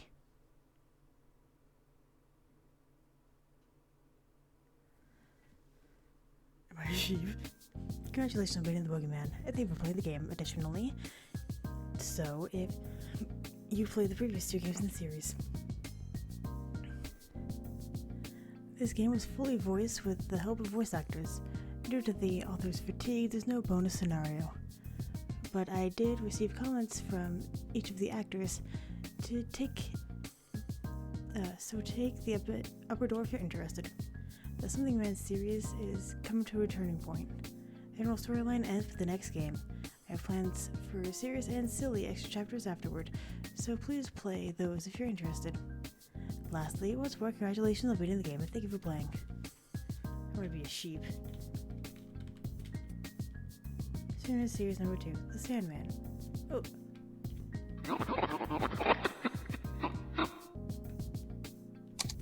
No. Reach series number 4, The Hanged Man. Series number 1, The Crooked Man. Keith Baring. Age 37, height 6'1", type AB. Local police inspector, occult and unfazed but determined. Elena Baring, 33, 5'3", AB. Keith's wife, jumped to a lovable woman. Appears carefree but is strong at her care. She's highly expressive, laughing and crying often. She met Keith as a student and quickly married him after graduating college. A year later, they had a son. She suffered emotionally for years after her son's death, but has recovered by now. She doesn't eat meat, not because she's a vegetarian, but because she hates it. Her hobby is collecting tea from all over the world. David Hoover. Don't like that man. Age 27, height 6 feet, blood type O. The Crooked Man's hero. Hero is a strong word for David. We set a trading company. He's made a complete turn from his previous moodiness. Married Shirley for 3 months now. They kept their names. An honest fellow, but extremely unlucky. He's athletic and strong, but a little slow on the uptake. He challenged his friend Paul to a chili dog eating contest, and Paul got gastritis, so he couldn't attend the tour. Scared of dogs due to a traumatic incident as a kid, where he was chased by one for an hour. Sophie Grundler. Don't like this kid. Age 17. Get better. Height 5'1", type A. High school student. Rich's daughter. Sandman's heroine and a lovely girl. That is a lie. Didn't like her dad for a long time, but they reconciled. Maybe as a result, she seems a little too attached lately. Somewhat cheekier than before, but still diligent as ever. Gets along well with David and Shirley as older friends. A little uneasy as girls at school are getting boyfriends. Not finding anyone she likes is her main worry for now. Loves ice cream. Same. Lance Cannell. Age 31, height 5'10", type AB. Ex-journalist photographer, who's at a small publisher. Snarky about everything, but can get freaked out easily. Same. As a journalist, he chased incidents to write articles, and though sarcastic, he was known to hit the mark. Dislikes police due to what drove him out of journalism. Was thinking about making some passes at Elena and getting Keith angry at him to make a scene. Richard Grundler, age 44, but he looks much older. Height 5'11", type O, works at a credit company. Diligent and cheerful, but that's the timid side. Rather compassionate and sentimental, his daughter often blinds him to all else. It's been over 10 years since losing his wife, but he has no intention of remarrying. Mistook David for Sophie's boyfriend at first and got angry, but that's been cleared up, and they all get along. Now. A real drinker who collects drinks. He likes Scotch best. He actually suspected the Boogie Man was too focused on his daughter to tell Keith. Shirley Weber, age 26, height 5'9", type A, David's wife, a pharmacist, beautiful, strong-willed, and cool. He used to rely on anyone and tries to do it all herself. She often fights with David, runs over Sophie like a little sister. Manly badass hero is Dick Anderson. He's 39, height 6'6", type O. Lots of tall people here. Local police manager, rank Lieutenant 1. He's direct boss who understands him well. Has a wife and 2 children. His stature and face frighten people, but he's gentle and doesn't raise his voice over little things. Gets along with both Keith and Elena. Eric Simpson, age 25, height 5'9", type B. Local detective, Keith's subordinate, ambitious, but hates to do busy work. His laziness got him stuck with the scariest 2 at the station, Dick and Keith, but it's yet to prove effective. When David was taken in a while back, he questioned him. He sympathized with him and was a bit relieved to learn he was alright after the incident. Stevie Small, age 31, height 5'7", type A. Tour conductor for the agency NA Travel. Became a member of the Livingston Castle Project and decided to run the test tour. He and the castle's 9 servers ended up as Brennan Dumont's murder victims, born in Connecticut, and that's where he now rests. R.I.P. Todd Baring, age 5. Oh God, he died at 5. Height 3'8", type A. Keith and Elena's son. Kind of timid but cheery and honest. Clever, but alas quickly learned the bad words Keith uses. At age 5, he got run over by a truck and died.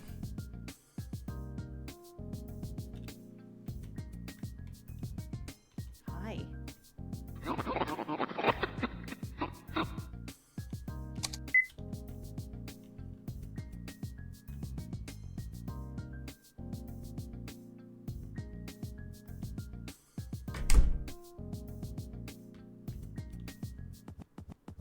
Where is he? There he is. Hello, I'm Manly Badass Hero, the voice of Dick Anderson. Yes, you are.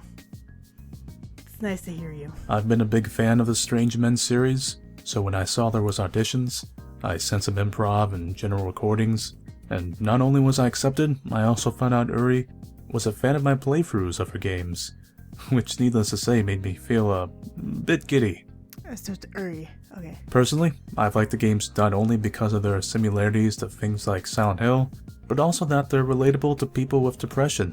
Whether or not you're an adult or a young person, I think dark times in your life can really change your perspective on the world, and sometimes just makes you a crooked man. Anyway, I've been glad to help work on this project, and until next time, thanks for playing. Thanks for having me, Manly. Hey there, this is Cyril, and I voiced Eric. I hope you enjoyed the game, and what a great game it was, right? Thanks to everyone who worked on it, especially Yuri. This was my first try at voice acting, so I hope you liked it. It was such a great experience for me. Moving on, I'm a freelance artist. If you're interested in seeing my work, then just visit my website. A real amazing thing this was for me, and I hope that it was for you as well. Take care, player. Until next time. Stay beautiful. Hey, Serenity Harper here, the voice of Helena Baring. First of all, I'd like to congratulate you on beating the game. I hope you had fun playing and liked the ending, or endings you got. It's been a great pleasure and an honor to work on this project alongside everyone. I never expected to get Helena's role since it's my first time voice acting, and to tell you the truth, my audition was very messy. I have quite a lot of things to talk about, but in order to avoid bogging down players with minutes upon minutes of talking, I have written my overall thoughts about the game down on my blog. It will be made available once people have reached this to avoid spoiling stuff. For those who are interested in reading it, the blog is helenabaring.tumblr.com. Thank you so much again for playing the Boogie Man. If you ever want to talk, feel free to hit me up on Twitter at Serene Harper. I'll give you warm hugs and pats on the back for a job well done. Alright, that sounds weird. Right. Anyways, take care always and catch you later. Hey there. I was actually thinking about saying I'm not actually the voice actor of Toad, but in the end, nah. So, great thanks to Uri, the great game's equally great creator, who was also really sweet along the creation of the game, Visual Person, Her Majesty the Translator Queen, and the voice actors, who helped bring this together with their lovely voices. It was a pleasure to work with all of them. And of course, we can't forget you. Good job for getting the good ending, by the way. Oh, and just a note, if I do something in the later days, it probably won't be in the same name. Something like Nobody maybe. I have a Twitter with that name, but then again, who knows. Anyways, thank you. I love you. Hello everyone, my name is Max. To most people on the internet, I'm known as Blue Neon Light Show.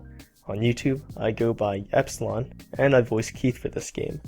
Yeah, I know, lots of names.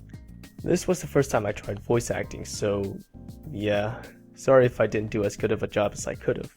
It's really been an honor doing this for Yuri. I honestly didn't expect getting the part. Some friends on Skype said that they were trying out for the Boogie Man, and I thought it would be fun to try. Turns out, Yuri liked my voice, so imagine my surprise when I actually got the part. I really like playing the role as Keith.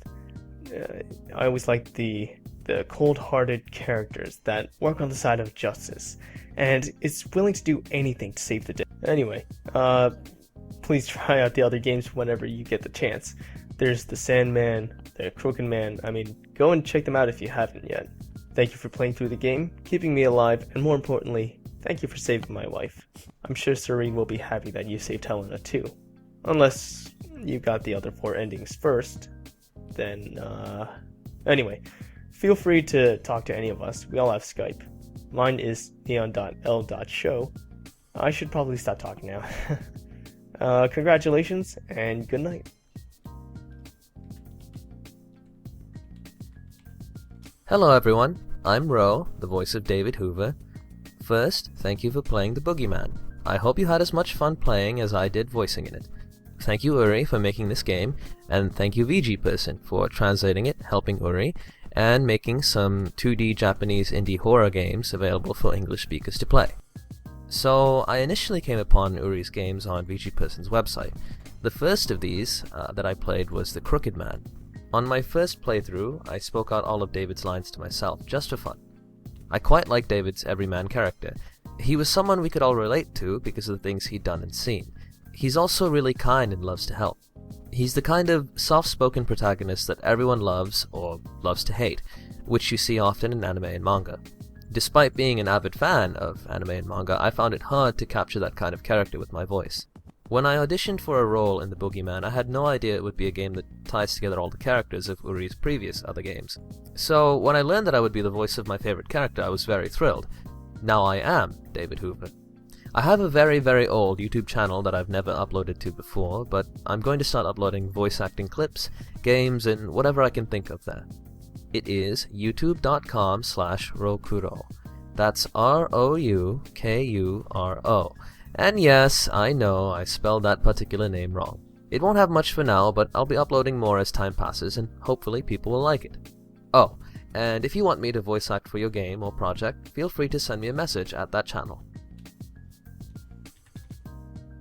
Hello, this is a Doxographist, and I am the voice actress for Shirley, who is a cool chick who's tough and dependable. And I'm not like that at all, because I'm a big weenie baby and I get scared really easily. So that's where I'm at.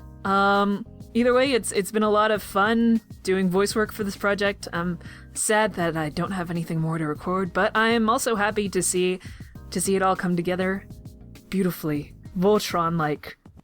I don't know what Voltron is in Japanese. Never mind. Yeah. Apparently it's a Beast King Goliath.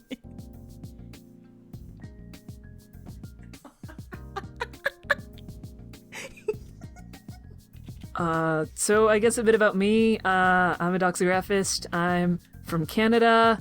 I speak English and I speak French as well. I don't really do voice acting in French though, but bonjour, ça c'est mon français, je suis bilingue, français-anglais, mais mon anglais est supérieur que mon français, meilleur, peux-je dire. I've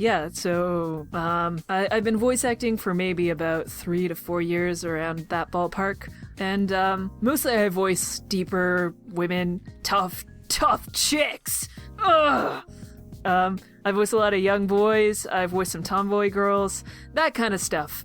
The main project that I do is Let's Read Homestuck on YouTube, which is a comic dub of a webcomic called Homestuck. I don't know if anyone's familiar with that, but I voiced Jade Harley. You are Jade? What?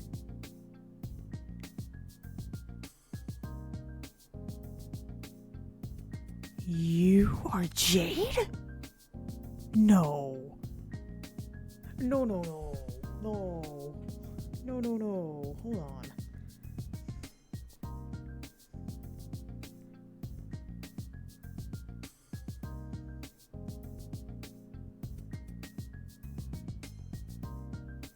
Hold on. Hold on.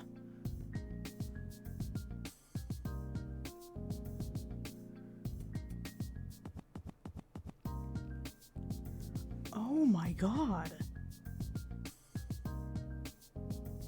You're Jade. Huh. Okay. Jade Harley, who is a high-pitched girl, and it's kind of different from my regular voice, but whatever. You're making my dreams come true right now. I do a lot of comic dubs with the group that produces Let's Read Homestuck. It's called Collab HQ if you want to look it up. And yeah, I don't know if I have much to add. I've done voice work for a couple of games, but mostly what I do is I do motion comics and I do comic dubs. But yeah, either way, I hope you enjoyed playing the game. I hope you got spooked. You got your willies Jimmy wrestled, scared. You know, expressions meaning you got frightened. And yeah, sorry, this is I'm not great at talking about myself, but either way, yeah, I hope you enjoyed it. Later. God, Jade Harley. Hey everyone, this is Jesse, aka Stevie, and thanks for playing the Boogie Man. I've had a fantastic time working on this project, and I hope you all enjoyed it as much as I did. As a last note, I just want to give you all a recommendation to look out for future titles from Electric Pop Studios, a game designing group I'm a part of. We're in the beginning stages, so we haven't released anything yet, but hopefully we'll be getting started on that soon. Hope you all enjoyed listening to me die. Have a good one. Bye.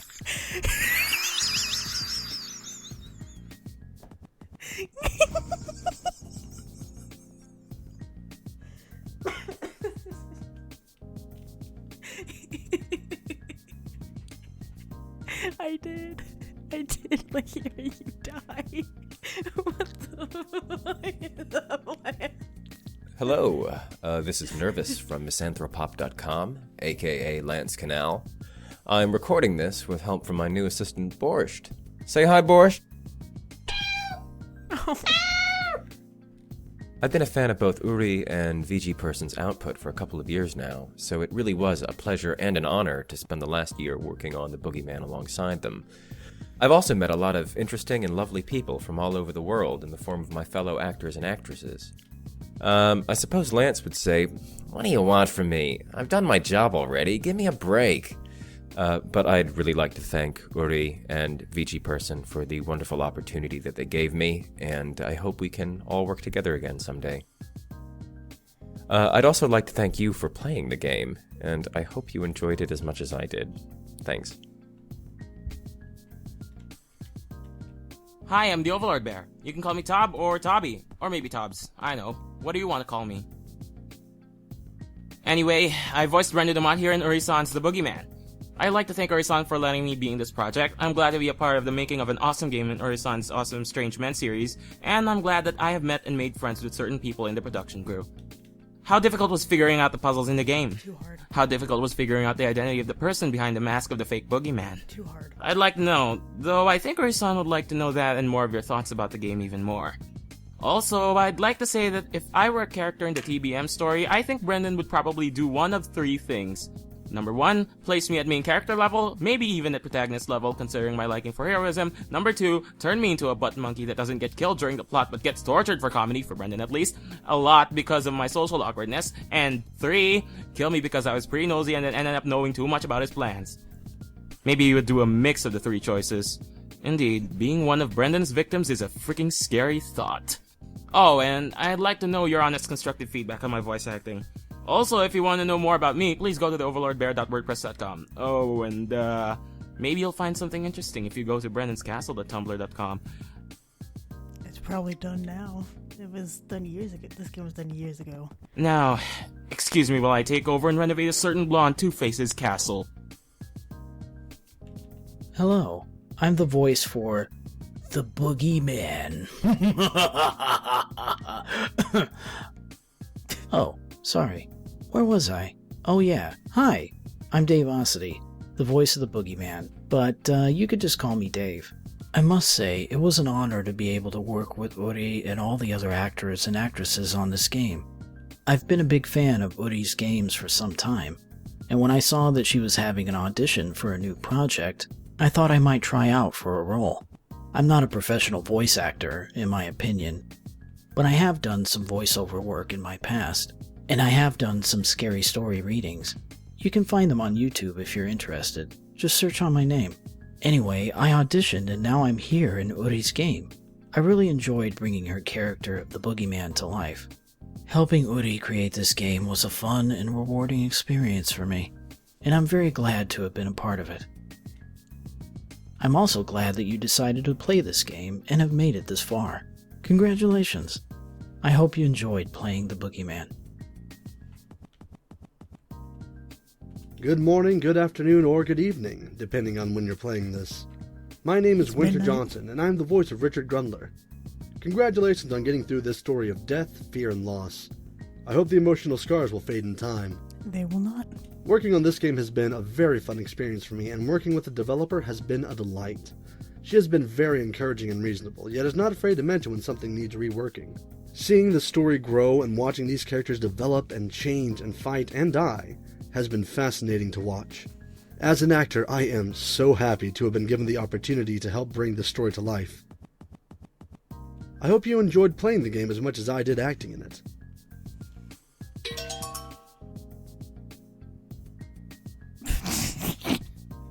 Good to know. Hi, I'm Chocolate. I do the voice of Sophie.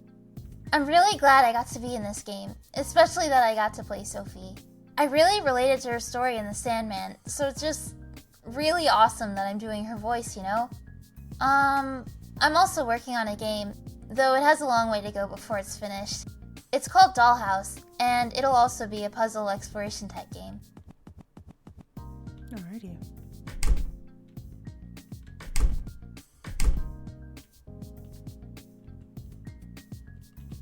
I think that's everything.